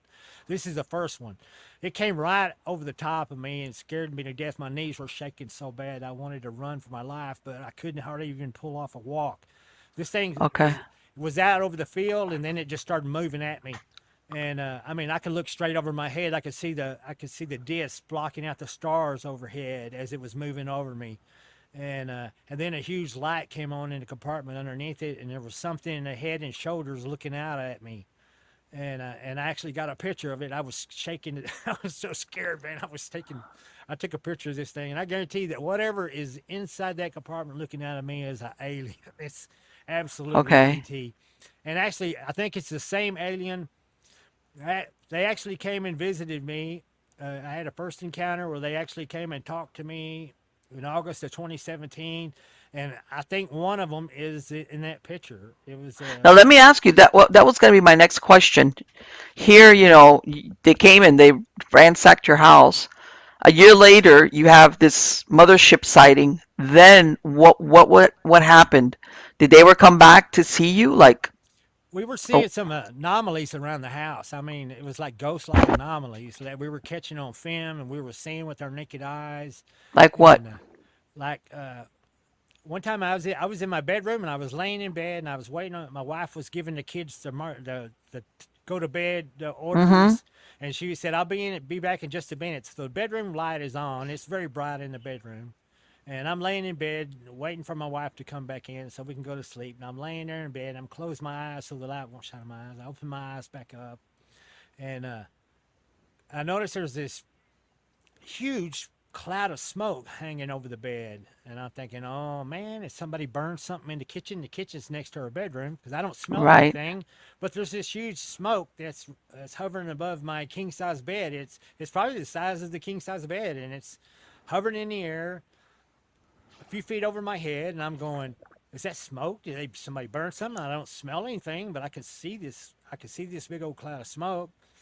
And I'm like, that's weird. I need to get up and check this out. And all of a sudden, this whole white cloud just shot off through the wall. It went right Oh, through the wall, right in front of me. I was like, wow, that thing went right through the wall in a room with the bright lights on. And I felt through the wall to see if it was moist, man, with this thing. This thing just went right through the wall. uh-huh. And I'm like, wow. And you know, I didn't have no camera footage or video of that, but I mean, I saw it with my own two eyes in a well lit room. You know And what? The reason why I ask you is I'm sure you've heard some of those people in Skinwalker Ranch, that they have anomalies, and a uh, lot of them complained that they had that at their house, like when they left and they oh went yeah, back home, they had really weird stuff happening at their houses. oh Even yeah, they, stuff like that. You said like almost like that you really didn't think of off the bat as being connected to extraterrestrials. yeah. They call it the hitchhiker syndrome. It's where Right, the hitchhiker stuff. yeah, you go out and see them, and they follow you home. And I think that's what happened to me. Is like I shot a laser at their craft. They followed me home. They knew where I Right. lived, and the next night they come and said hello. Well, see, but the thing is, well, let me tell you something. Those little guys, I would have wigged out big time. But the thing is, what you're describing is, some people would say, well, is that paranormal? Or, because that's what happens with a lot of these people that were out in Skinwalker. They were saying even security personnel, people that weren't really actively engaged in Right? investigating, they were just out there. They had that, like you said, that hitchhiker effect where they went home and Yeah, they were having weird paranormal effects at home or poltergeist stuff, and a couple even yeah, had sightings of unusual creatures yeah. It's like all to of a the sudden point your that some of house. them like even refused to go back over there thinking, Yeah, hey, my house is haunted now. you know. right, well, yeah, kind of like that's several people had the Yeah. same thing, and it was always after having gone to Right. the Skinwalker Ranch location. Yeah. So that's why I was wondering what did you experience, because and see, Well. this is the thing, a few years ago I was at a UFO. It wasn't like we had like a group that would meet up, and after the group, a bunch of people are, because some of them were aware I did paranormal research for like many years, so I had a couple of them come up to me, and they're telling me, they're like, you know what? After we had this sighting, UFO in the Oh yeah. distance, they started experiencing things at home, and they were asking me, had I ever heard of that Yeah. from a paranormal angle? And I was like, Right. no, I haven't. They were like, no, and everything started after we saw what they assumed was a UFO or extraterrestrial spaceship. They Yeah. like they were having a hard time like making the connection why Right. one thing would produce the other. Right. And now it's not that far fetched. That was a few years ago that I had that conversation after, Yeah. and it was more than one person. And one lady was describing something that was happening to her for years. It wasn't like a couple of months or a couple of weeks. Oh yeah. She was describing something that went on for years for her. So it's it's it's weird that you would think, okay, what does that have to do with? Yeah. Well, I seen this stuff, but I didn't know what it was leading up to. But in August 2017, I actually had first contact with the ET that I had been seeing, and it was the weirdest. The way this thing went down was just the strangest thing I've ever. I'm sitting there asleep, these two ET grab me by the arms and they pull me. Mm-hmm. They pull my physical consciousness out of my sleeping body, Okay. and I slipped out of their grasp at first and fell back to sleep. And I almost woke up and I thought, man, that was a weird dream. I felt like two women had me by the arms and they were yanking on me for some reason. Okay. Never mind, that was just a weird dream. Go back to sleep. So I relaxed, went back to sleep, and all of a sudden, here they are again. These women got me. This time, they pulling on me, and I look up and I can see her face, and she says, "Help us!" And so I'm struggling to get loose from whatever's holding me, and they literally pull my sleeping consciousness out of my physical body, and I'm like, wow, okay, man, I'm out. Thank God, Mm-hmm. thank you for helping me. My God, I was stuck back there, and the first thing they start doing is apologize. Hey, we're just really sorry for disturbing your rest. They said we needed to have a conversation, and And I'm going, no, I appreciate it, man. I don't know what had me, but I was really stuck back there. And she goes, now look, she goes, your sleeping body's there in bed. You're safe. You know, you're not going to be harmed. And I'm going, wait, what are they talking about? You know, I looked over there, and there's my Oh, bed. There's my bedroom. There's my somebody sleeping in my spot in the bed. I'm going, what the hell? And I wanted to go walk over and look at my face, but when I tried to walk, man, it's like I fell forward. My legs were okay. like my legs were submerged in the bed. It was like, and when it was like you have mass, you don't have a lot of mass. You can walk through walls, but you have to struggle through walls. It's not like you're smoke. You can just fly Mm-hmm. through it. It was like when you move through solid matter, it causes a And resistance. were these women like And human-looking women or alien-looking women? I thought they were somebody playing. I thought my wife was playing a joke on me at first. I thought because of the ET, I thought, yeah, my wife is playing a joke on me or some kind of shit. Because one of them was blue. She was tall and blue. She's about 6'6", and she Okay. had great, big, huge eyes. I mean, her eyes were as big as our eye sockets, Okay. and she had short black hair. She had on like an athletic looking suit, and the other one had great big hair, was shorter, was stockier, and uh, and she had a damn looked like a human forehead, human eyes, and then in her mouth and her chin turned into a lion's mouth.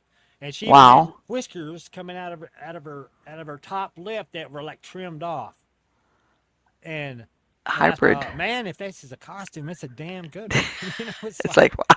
man, this is a damn cool. Ever who these people girls are, they got some damn costumes, you know.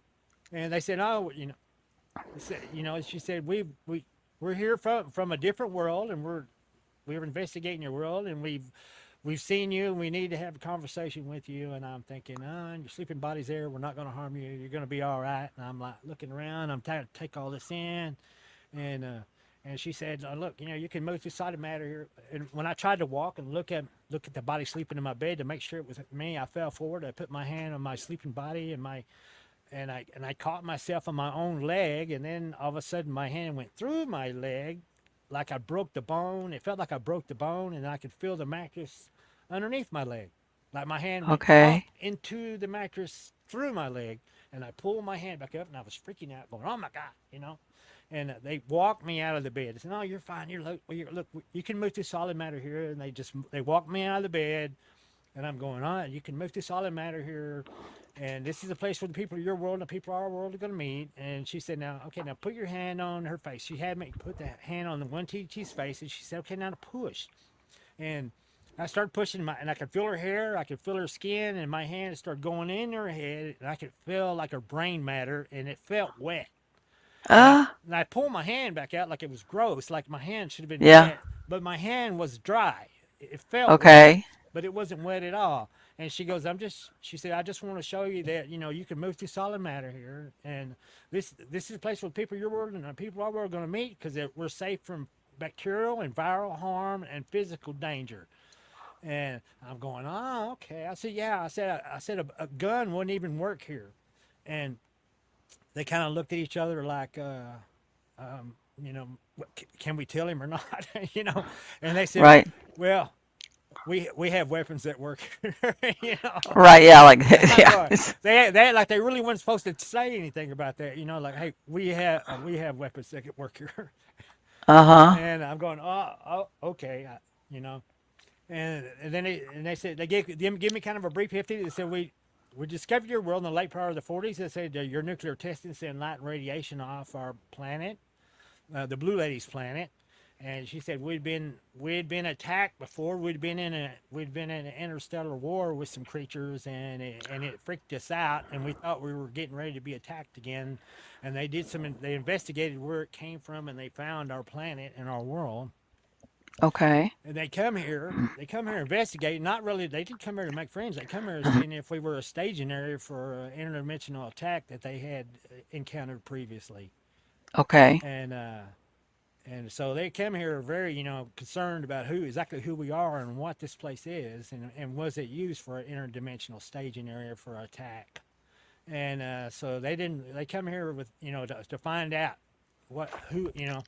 and So, apparently but these guys. they're the same species, even though they didn't look exactly alike. They're the same type, I guess. it seems to me like they have an interstellar community, and Okay, okay. it's very close to like I said, at one point I got to see the Blue Lady's world where she was from, and it's very close to a black hole. So there's a black hole or something that looks like a black hole to me, uh, Uh-huh. and it's almost like there's an interstellar community. Like maybe they rescue intelligent creatures before their planet dies or something. And Okay. that's why you got this huge conglomeration of different creatures and stuff that seem to be working together. And Okay. I guess they've been studying. They knew our language. They spoke English with their mouths. Now the cat lady, she had trouble speaking. Like it was like her mouth wasn't quite made to say certain words, and she was struggling. But she, like a person with a speech impediment, when she had a Right. hard time saying something, she would change the word to where she could say it. She spoke Uh-huh. intelligently with her mouth in English. And I've had people say, "Well, how they speak English?" And I'm like, they've been here since the latter part of the '40s. I speak English. I've been here since 1960. You know, Right, all, right, right. So yeah, they're like they speak English as good as I do. I mean, they spoke very proper English, appropriate English. They didn't use any slang terms or anything like mm-hmm. that. And when I described what they said, I used my words, not their words. I could never talk like they did, man. Everything was very And proper what and did they want precise, from you you, know. Ronnie? What they because They wanted to here come. they're kind of like showing their hand by pulling you out.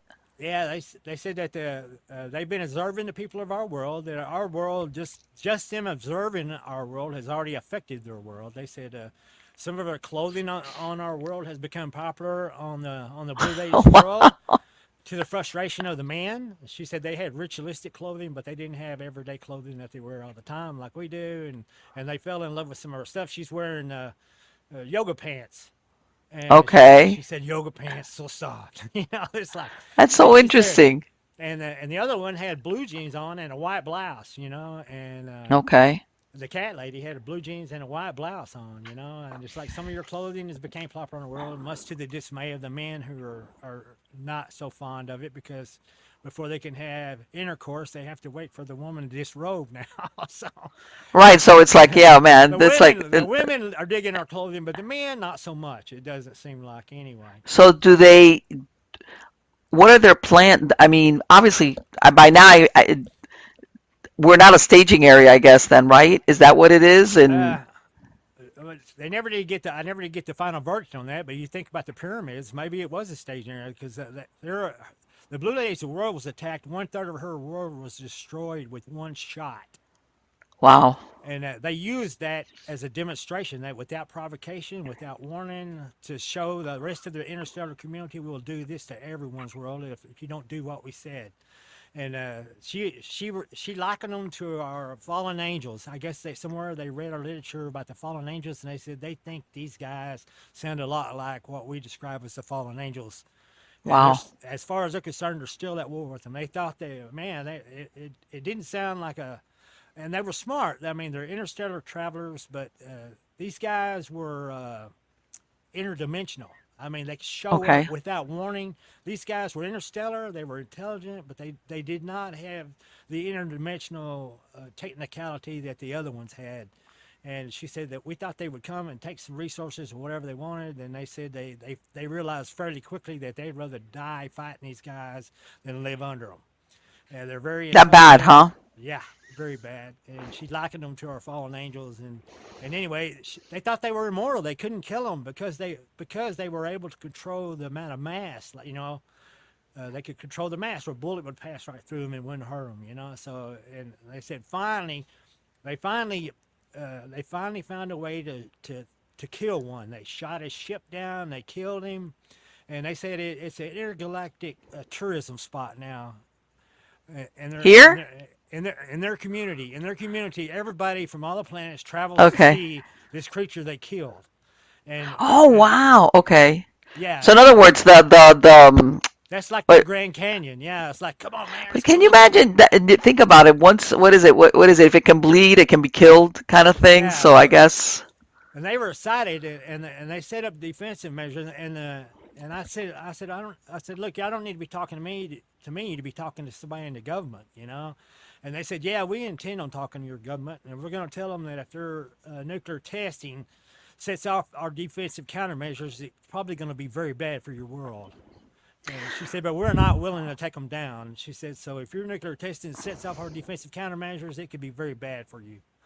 And she said, we are. That's a discussion we're going to have with your government. And I'm going, So okay, let me ask you all right. something. Are these are I'm not these my government. are these uh, aliens the ones that are like, that are basically, they sound like they have a Death Star? Are they still here on Earth, or they just come and go? Do they visit on and off, or? I think they just come and go. And anyway, I asked her. I said, "Is it?" And I remember what Stanton Friedman had told me to ask. Mm-hmm. Is, hey, can you show me how you got here?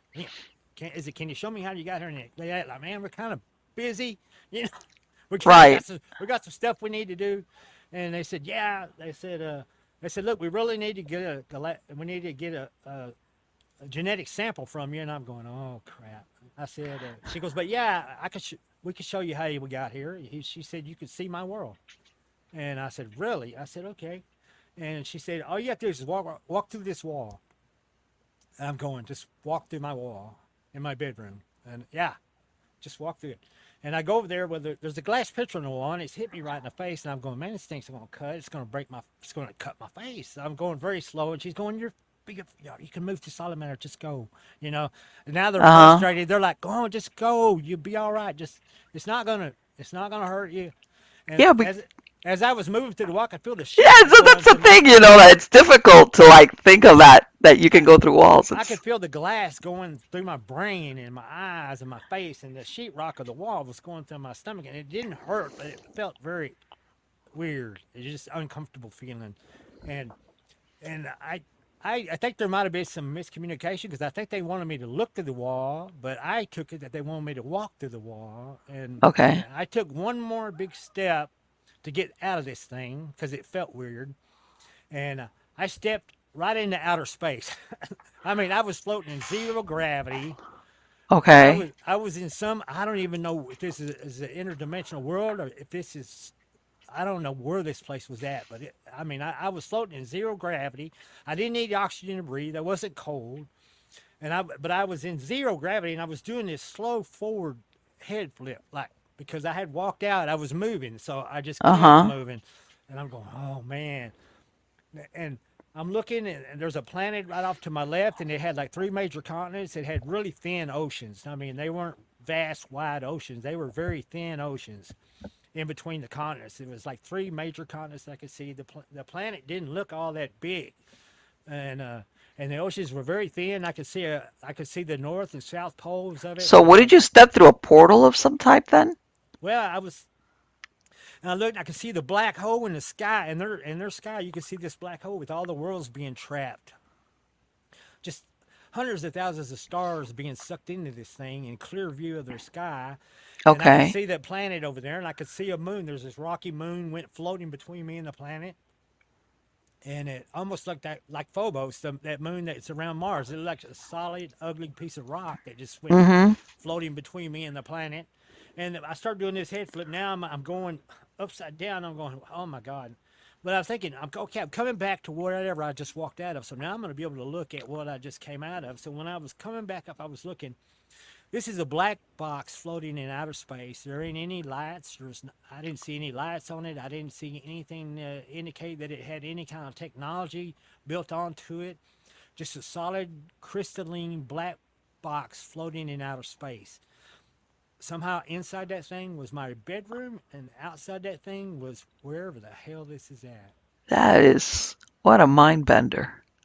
And I'm out That here in zero gravity, and I'm like, oh my God, man, I don't know if I shouldn't have stepped out of that thing, or I don't know how the hell I'm going to get back in there right. because And that's about right when I'd be like, okay, how do I get back in there?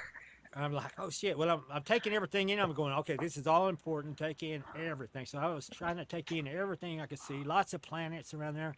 I thought what I thought might have been the sun was, I think it was a, I was actually looking at the dark side of the planet, but there were so many lights in the sky from this Okay. black hole that it's illuminated at night. I mean, there's illumination at night. So I'm thinking the, the what I thought was the sun is another moon, and it's catching the light from something I can't see. Okay. the planet's blocking whatever it's catching light from. So I'm looking at the dark side of the planet, but it's not by no means dark. I mean, there was a large desert area, and she said that 1/3 of her planet had got destroyed, and I was like, yeah, you could see that there was a huge desert area, and then Okay. there was a like a jungle area that was closer to the ocean. I only seen like one large inland lake, frosty north-south poles, not a whole lot of streams. Looked like one pretty good stream going to the lake, and then one stream coming from the lake to the ocean. And I only seen one major lake in the whole continent, but you could see that it was green and forested. And the other continents they had green forestation on them, but it didn't look like jungle. Like this one area looked like jungle. The other area looked like maybe high mountains that dropped off steeply into the ocean. Okay. And I'm And taking all that in, man. do you think that, I mean, I know you said I went through the wall maybe more than what they expected me to, but did you think also at the same time that they did want you to see this somehow? I think if I would have just looked through the wall, like from the Okay. waist, I probably could have seen everything without doing all this whole Okay. So, this whole head. So I think there was some miscommunication there. I don't. I think she just wanted me to look through the wall. I didn't know what. I didn't know so what she was talking about. how did you get back? I mean, I'm I didn't thinking, know. I didn't know how I was going to get back. All I know is was somebody grabbed me on the okay. shoulder, and I'm helping them. I'm hanging on for dear life because I'm whipping around like this, and I know if I get whipped loose, I'm going. My God, Somewhere. yeah, I'm probably going to be floating in outer space for God knows how long. But the strange thing was, well, I guess I always thought when your consciousness leaves your body, you're dead. Sure. My body's Yeah. still alive. I'm conscious. I don't need air to breathe. I didn't feel hot or cold. I didn't feel hungry, and I was able to think and I was able to converse. And so I was like, that's a pretty cool place. Maybe this is where dead people go. I don't know. Right, right, right. You Your know. self-awareness is there. And I told my wife, if I ever get in a coma, man, put a note before you unplug my body. Put a note over me, telling me when you're going to do it. That way, I can make a decision if I want to come back. And you know, because it Why may just not? be people leave their body and they're going, hell, why the hell would I want to go back to that? Exactly. Well, you hear that from some of these near-death experience people Yeah. that when they come back, it's like My they body's sick. Yeah, I'm in there and I'm yeah, sick and I'm hurting and here I'm not hurting exactly. and I'm not hungry and I can talk and hear better and I'm healthier and I can go. And I mean, and it's weird because you can move through solid matter. You think about it, they could move amongst us in the daylight. They could climb into your car with you and take a ride with you. Okay. And yeah, and you would never see them. I mean, Let me ask you something. Did you have contact with these women again, or was that a one-time thing? uh, yeah, I had a when they pulled me back into the room, they wanted a genetic sample, and I asked them how to go about. I said, yeah, I don't know. I said I'll be, and I told them I felt the way of this conversation, man. I was like, I'm representing every man, woman, and child on the planet Earth, and this is I don't know if I'm the first person to ever contact ET, but you don't want to blow it. This is important. I just yeah. I said, look, man, whatever you want, and I'll take one for the team. You know, It's like one in a lifetime experience kind of yeah. thing. We want to be friendly with these guys. We want to impress them. We want to keep contact with them, and I don't want to piss them off. And I'm like, yeah, tell me what you want. I'll be willing to do whatever you want. And I said I'm willing to help in any way I can. And I said that because it was the right thing to say, and it was the right time to say it and uh, and that's what anybody in our situation probably should say. But I Well, didn't know. I didn't know exactly what I was getting myself into. I didn't know what I was signing up for. But anyway, she said, "Well, the cat lady is our geneticist, and she said if you could just have sex with her, she could get everything she needed from it." I was gonna say, well, this I could said, either go really bad, like what is it, the anal probe, or "Did you?" Yeah. And she said, I was like, "Did you say sex?" And she goes, "Look, you don't have to." She said, "By no means you don't have to." And I'm going. Well, I was like, it just seems, odd. It was like an odd request. It just shocked me. And she goes, "Now look," she said, "you don't understand." She said on her world, she said they have a sexual intercourse like the people of your world smile and shake hands with strangers, you know. right, And she said, yeah, to them it's just minor. It's nothing. yeah, to them it's like nothing. And I'm going, oh, okay. And I said, yeah, yeah, whatever you need me to do, you know. And she said, all right, well, I'll step out and give you some privacy. So this lady, she goes to taking off her clothes, and and she jumps up on the bed, and she says, I've been watching you and your wife, you know. And she, I'm like, going, And oh you're my like, oh, God, thanks. I they've really needed to seen, hear that. they've seen everything. There's no secrets, man. They've Right. seen. It's I'm going, oh my God, yeah. Just when you think you're private, you're in the privacy of your right. That's bedroom. that. It's Talk about getting a little bit paranoid. yeah. So she jumps on the bed and she says, I want you to make me feel like she feels or something like that. And she's got, when she took off those blue jeans that she was wearing, she had this long, like lion tail. And this tail is like up in the air and it's swinging back and forth. And I'm going, this has got to Ronnie, be the weirdest thing any human I has bet. ever seen. And I'm like, I'm supposed to have sex. I don't even know if we're even sexually compatible, you know? Right. And I don't know how I'm going to pull this off. And anyway, guess who comes walking through the room? Here comes my wife, comes walking through the bedroom on her way to the bathroom. I mean, I see her as plain as daylight. I can see the clothes she's wearing. She goes into the bathroom, you know, and I'm going, and this is the second time she actually went walking through the room. And they had already told me, said she can't hear or see us. I mean, I seen everything she was wearing. I heard her go in the bathroom and turn the light on. I heard her flush the toilet and then come right back out and walk right by us. And at one point, she paused and looked at me, Uh huh. and the cat lady freaked out. She told the blue lady, she said, "I think can she see us?" And the blue lady said, "No, no." She says she's looking at him, and she was looking at my body sleeping in the bed. And then she went ahead and left the room. And I asked her later. I said, man, you came walking in the room. You stopped. You paused, and I said, then you looked over at me sleeping in the bed. And I said, me and two alien women were standing here watching you do all that, and you couldn't see us. And I said, why did you do that? And she said, well, you know, you got sleep apnea. And she said, I worry about you stopping breathing. She said, so Okay. I'll stop, I'll pause, I see your chest rising up and down, I know you're okay, I go about my business. I never knew she did that. There But I you actually go. got to see it in person, and it was kind of weird. And when I asked her, she said, yeah, I'm just making sure you're breathing because you have sleep apnea. You know, it's like, Right. wow. Yeah. But you're thinking. Yeah. Let me ask you. Do you think that her? Well, like, let me. By the way, that was a good question. Are we compatible?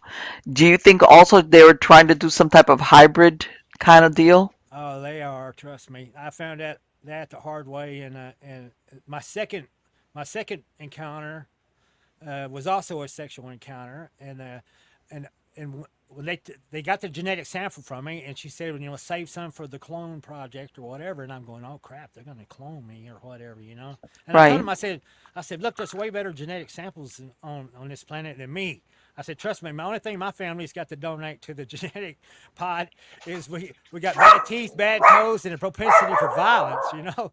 It's not the exactly traits you want, you know. I said, there's a whole lot better samples here than me. And she goes, oh, she said, we need samples from the masses. And she said, we want to make open contact with the people of your world.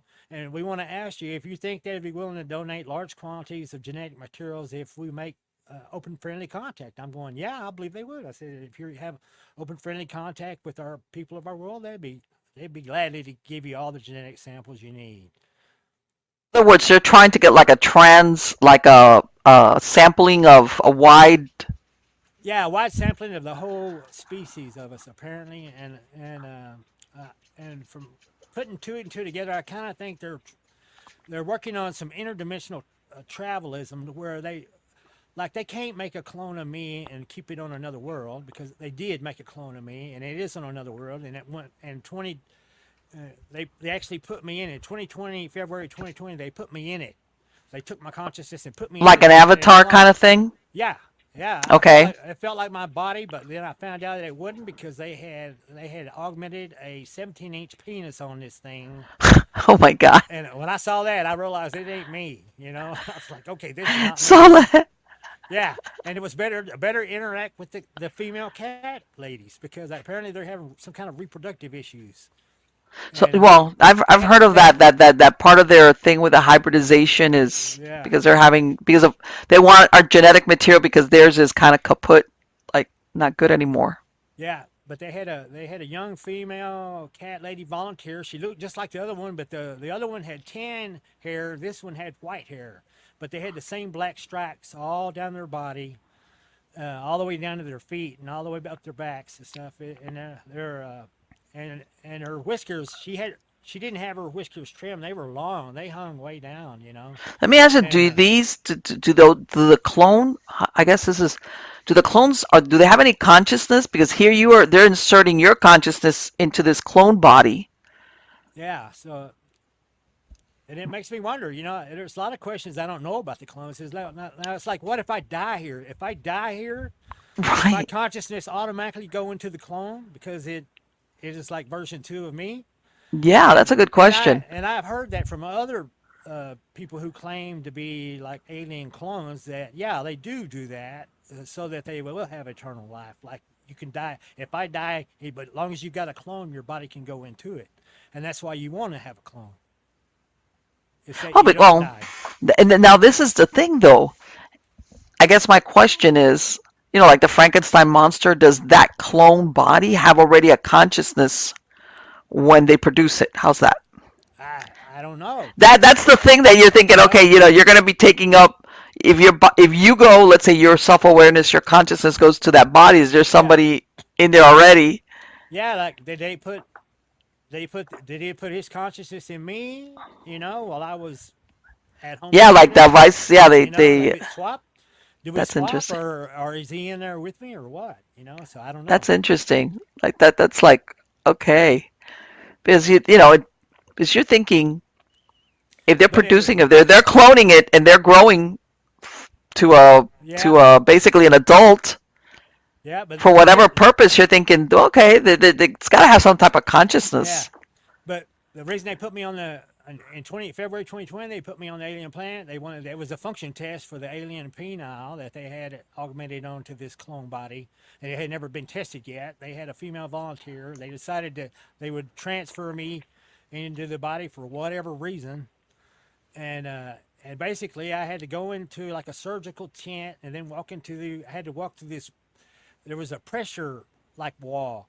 When you walk through it, you break the plane, you can feel the air rushing by your face, and they told me, don't stand in it, we're losing our surgical environment, move through it quickly. And I walk into it, I'm in a surgical environment. There's like a operating table there on the deal. There's like an alien doctor and like 3 alien nurses, and they got PPE on. They've got like and almost like a shrink wrap suit on them, man. They just like sucked up to their face, but you could tell the guy was an alien because of the size of his eyes. Okay. And this alien doctor, and he wasn't all that kind of guy either, man. I mean, so he bark orders at you, like, tell you what to do, when to do it, and this cat lady climbs in there up on this table and stuff, and she's strapping herself in with straps.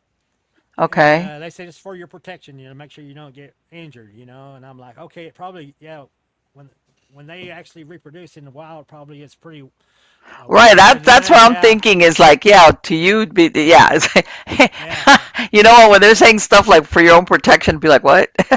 yeah, yeah. Who knows what their mating ritual is like, but it looks Right. like it Yeah. might be. It seemed like it might be pretty intense.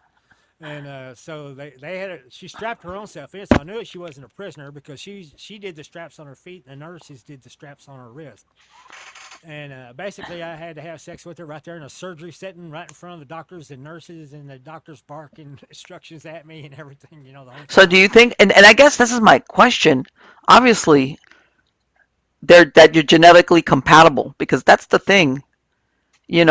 That's the thing with species that some of them they're just not Yeah, compatible, or if they produce what what they call a mule, which is a sterile offspring.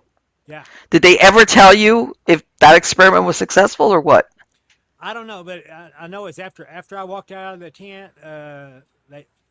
They come out with a bag that had a female reproductive organ in it, and they wanted me to slide it over.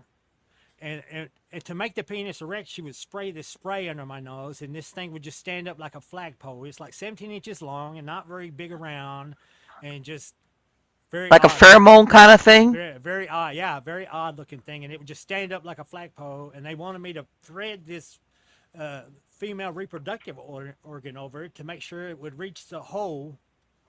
There's a Right, hole right. I there. understand. Yeah, Right. So yeah. So that I guess, well, depending on yeah, that, so I yeah, that reproduction could take place, whatever. yeah, so I had to do that, which man, right in front of with people watching and everything too. So man, it was this. And Ronnie's thinking, man, I'm doing I off-planet was like, porn. what in the Choose. hell did I get myself into? But I got to see an alien planet. I got to walk around on the surface of it. I mean, it had green, grassy, rolling hills. There was like 50 white houses, like 50 styles houses, and there was white picket fences around all of them. There was large, nice streets down through this town, and not one car.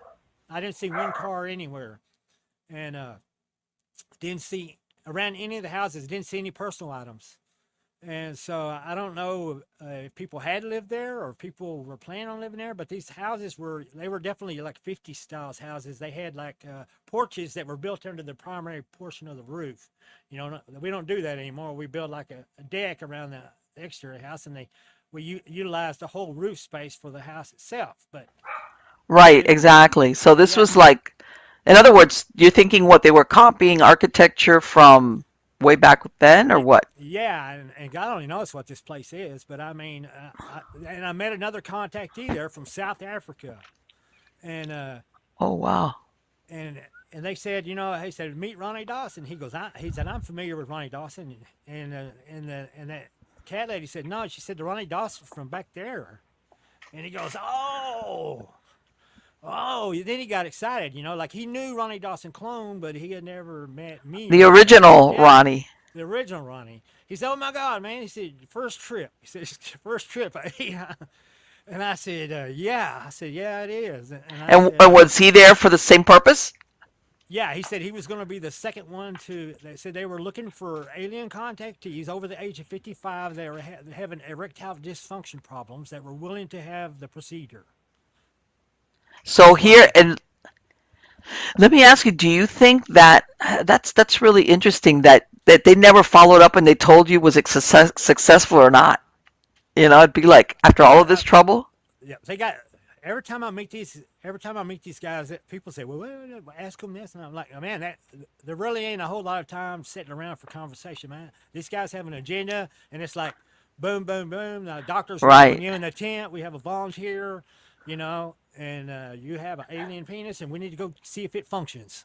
And Right, like real scientific, like and there's it's like, oh, okay, they said, well, you said you were willing to help us any way you could, and they said we took that as well, I said it and I meant it, and I'm like, tell me what you need, and they said, okay, so what's we're it? waiting, Then it's when it's over, it's like they what send you back home and they're waiting on thanks. us, yeah, they're waiting on us, come with us, and I mean it's on that quick, it's like, and So let me ask you, what did they ever come back again? Like, is it this was like a one-shot deal, or did they ever say, uh, "Hey, we're gonna"?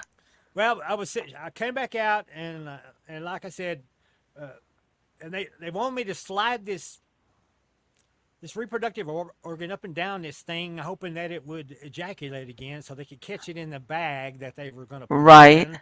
And I thought, this is really weird. And I'm going, I don't feel anything. I don't feel like anything is happening, And so they pull it off. They put it in the bag. Then all of a sudden, semen just starts dripping out of this thing, and it drips on my shoe. And the other contactee kind of chuckles because he thinks it's funny. And these guys are catching the drippings in this sack, and I'm sitting there embarrassed to beat all hell, 'cause So let me ask you something. I guess what they're having problems then with the male of that species. Was that it? That uh, it's hard to say really because that young female, she seemed like a very young, like birthing age female, and it was almost like they did a vasectomy on. I mean, not a vasectomy on her, but I don't know. They pulled her whole, they. What do you call that? When a hysterectomy? yeah, like they did a hysterectomy. They took her whole female reproductive organ out. She was young, and it was like, why would they do that? And so there's got to be something That's going interesting. on. Yeah, so they're having some issues. So they're doing that. I mean, they're working on other stuff.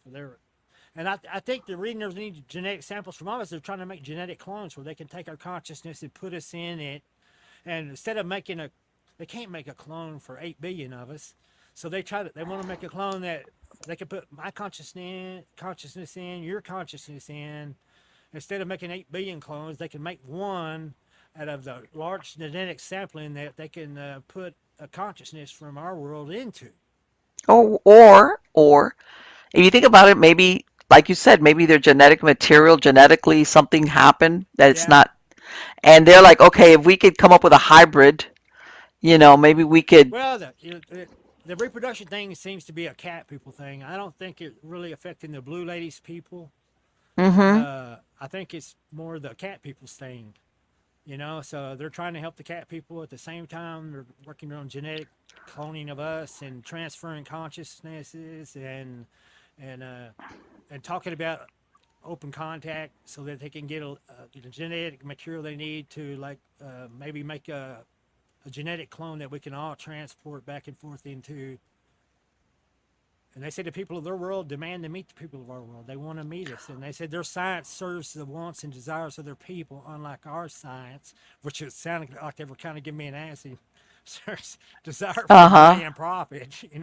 Now I was gonna say, well, you know what? You could also look at it as in, if you're stuck in a planet, let's say this is just me, Well, and you want to make it more hospitable to your life uh, form.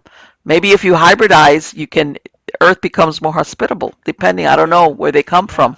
yeah. The geneticist told me. She said, I should, said tell the people of the world, and we have the double helix uh, genetic model. She said they use a triple helix, Okay. and they said tell somebody that understands this they should go to your world is very close to being able to cure a lot of your diseases and stuff. She said we could give you the technology. She said, but you were the overpopulation in 5 years would be more suffering. We would cause more suffering by giving you the cure to your Right, as far disease as than the attrition from people yeah. dying So from. yeah, see, we would be overpopulated terribly, and so they just can't do it. But they said we're very close to getting there ourselves. And Oh, she said, yeah. be sure to tell somebody they should consider using a triple helix. Uh, Did they that's ever say possible. if they're gonna ever do like a big reveal? If they were gonna Yeah. say, look.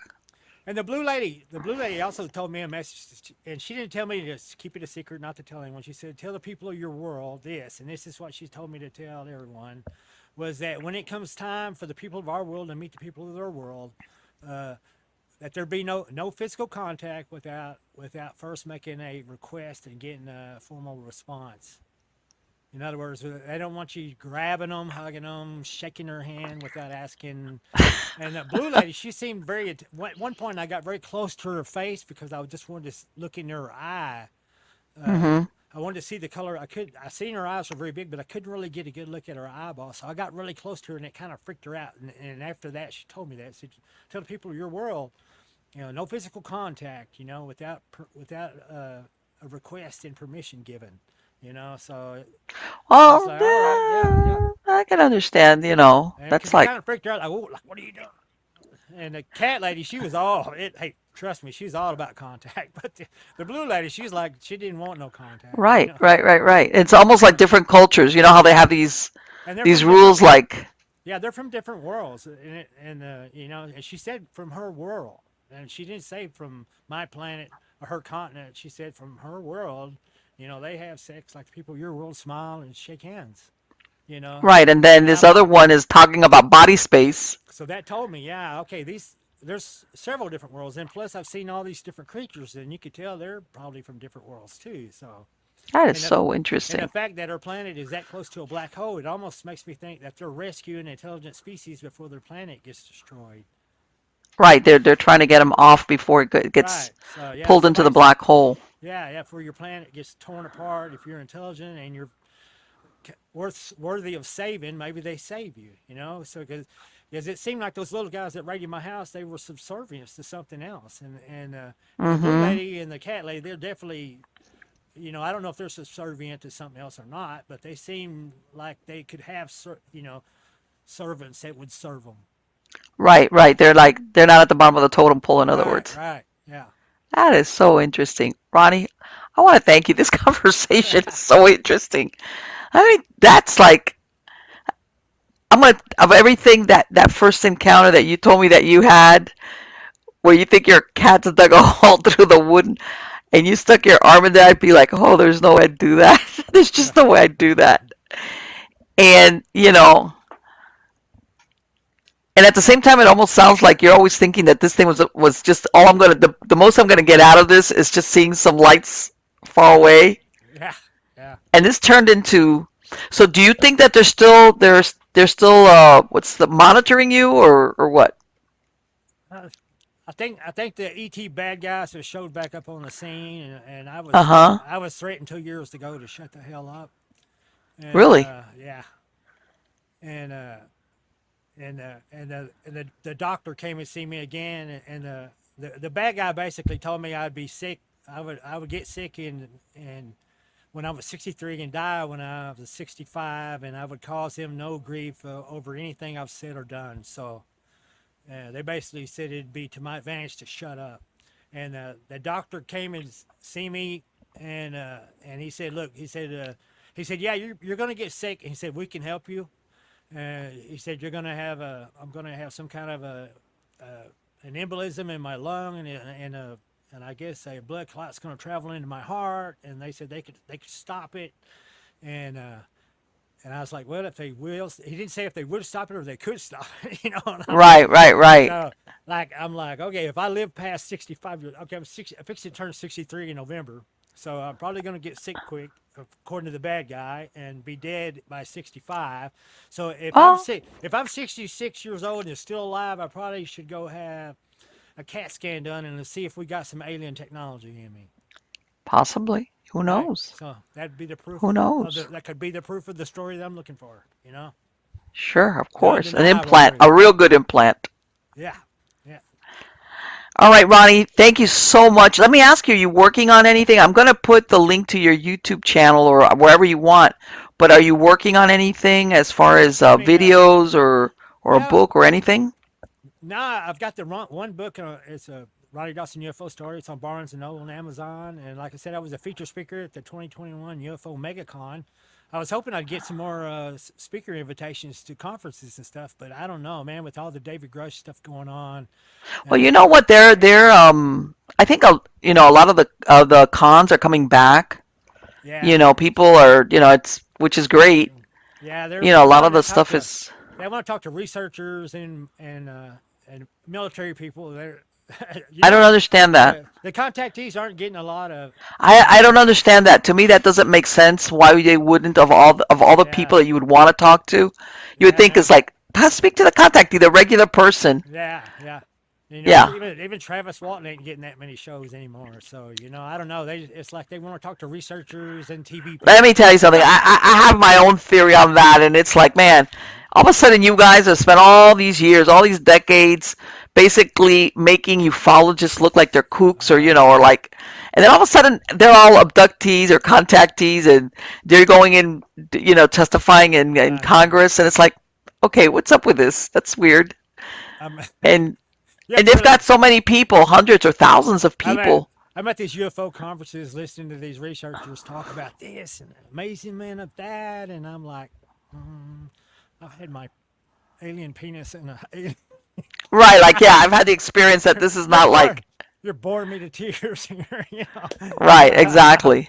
I'm like, oh, all right.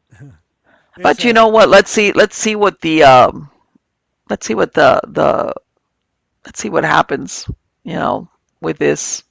But yeah, I call me suspicious why they're all of a sudden interested in just being like you said, like yeah. This is one. being at the forefront. I got one of the craziest stories out there, and I can guarantee it's true. It's not made up, and I mean, I'm not creative to make something like that up. Man, I drive a Well, no, truck for a this living. is sure. And it's like, at one point I made a decision, like, man, I said, it would be selfish to keep it to myself. And Mm-hmm. I need to man up to, don't worry about the embarrassment or whatever. But, I told myself, I'm going to tell, no matter what the hell happens, as bad as it gets or as weird as it gets, I'm going to tell people about it because they got a right. If I represent them to ET, they got a right to know. Right. If they hear it, if they want to accept it or not, that's what's up to That's them. that's fine, but they got a right to hear it. Sure. You've I heard. agree. I Yeah. agree. and you did the right thing. Ronnie, again, thank you so much. And I want to wish you the best of luck. And I got to bring you back because we could talk a lot more about this and see what happens, in and maybe if they pay you another visit. Now that you told me that thing that they told you like that when you're 63 and then this is going to happen and it's like, geez. Yeah, yeah, yeah. Marlene's So good fun. I know everything's going to be okay. I have a feeling you'll be okay. So till next time, take care, Ronnie. All right, thank you. Bye bye. I mean, tell you something, that's just, it's like, man, why would one of these people do that? One of these people listen to me. One of these extraterrestrials, like, hey, this is you're gonna like basically like this is gonna happen to you and that's gonna happen to you, and the other one saying, well, we would or could. It's like, uh, hopefully they were just playing with his head. Just like we're gonna give you a little bit of grief, like what he was saying for having such a big mouth and talking about everything that you've seen. We're gonna, you know. But let me tell you, that thing about like that my cat. How did my cat get down there? And when I look and it looks like there's another pair of eyes looking at me. See, that's right there. That's where Marlene be like, what, what? So, and you know what? I read a story. There was a guy that he had gone out to Colorado somewhere, some area where they had a lot of these, alien, like UFO, um, people sighting, the lights, the whole 9 yards. Some area that was wide open. Maybe a couple little towns nearby, but mostly open space, open roads. And he went with his uncle. And one of the things that he talked about was that he had sounds similar to what he's talking about, one of those laser things with a light, and that they had even gotten some really like high-end binoculars and everything just to and cameras. But the thing was to see that, and the guy described exactly like what he said. They kept seeing some type of lights or UFOs, but always like far away. And then they decide to do the laser thing. And all of a sudden this thing like came up like right up on them almost. And they wigged out. And then one of the times they thought they had lost it. And then he says that they had pulled over somewhere. And he says that he's looking and he doesn't see it, but I think it wasn't when he says that, when he puts on, I can't remember if it was with the binoculars or a camera. He sees it. But if you looked with your naked eye, you wouldn't see the ship. In other words, it was cloaking itself. And he says that, the guy goes on to say that they had gone around to these little towns and spoken to some people, and they were saying, oh yeah, we see those weird lights out there all the time. So let me tell you something though. It's like the thing with the laser and everything. It's like you're betting that they're going to be friendly. How's that? Is that the circumstances that you want to find out if they're friendly or not? Stuff like that is very, um, I don't know.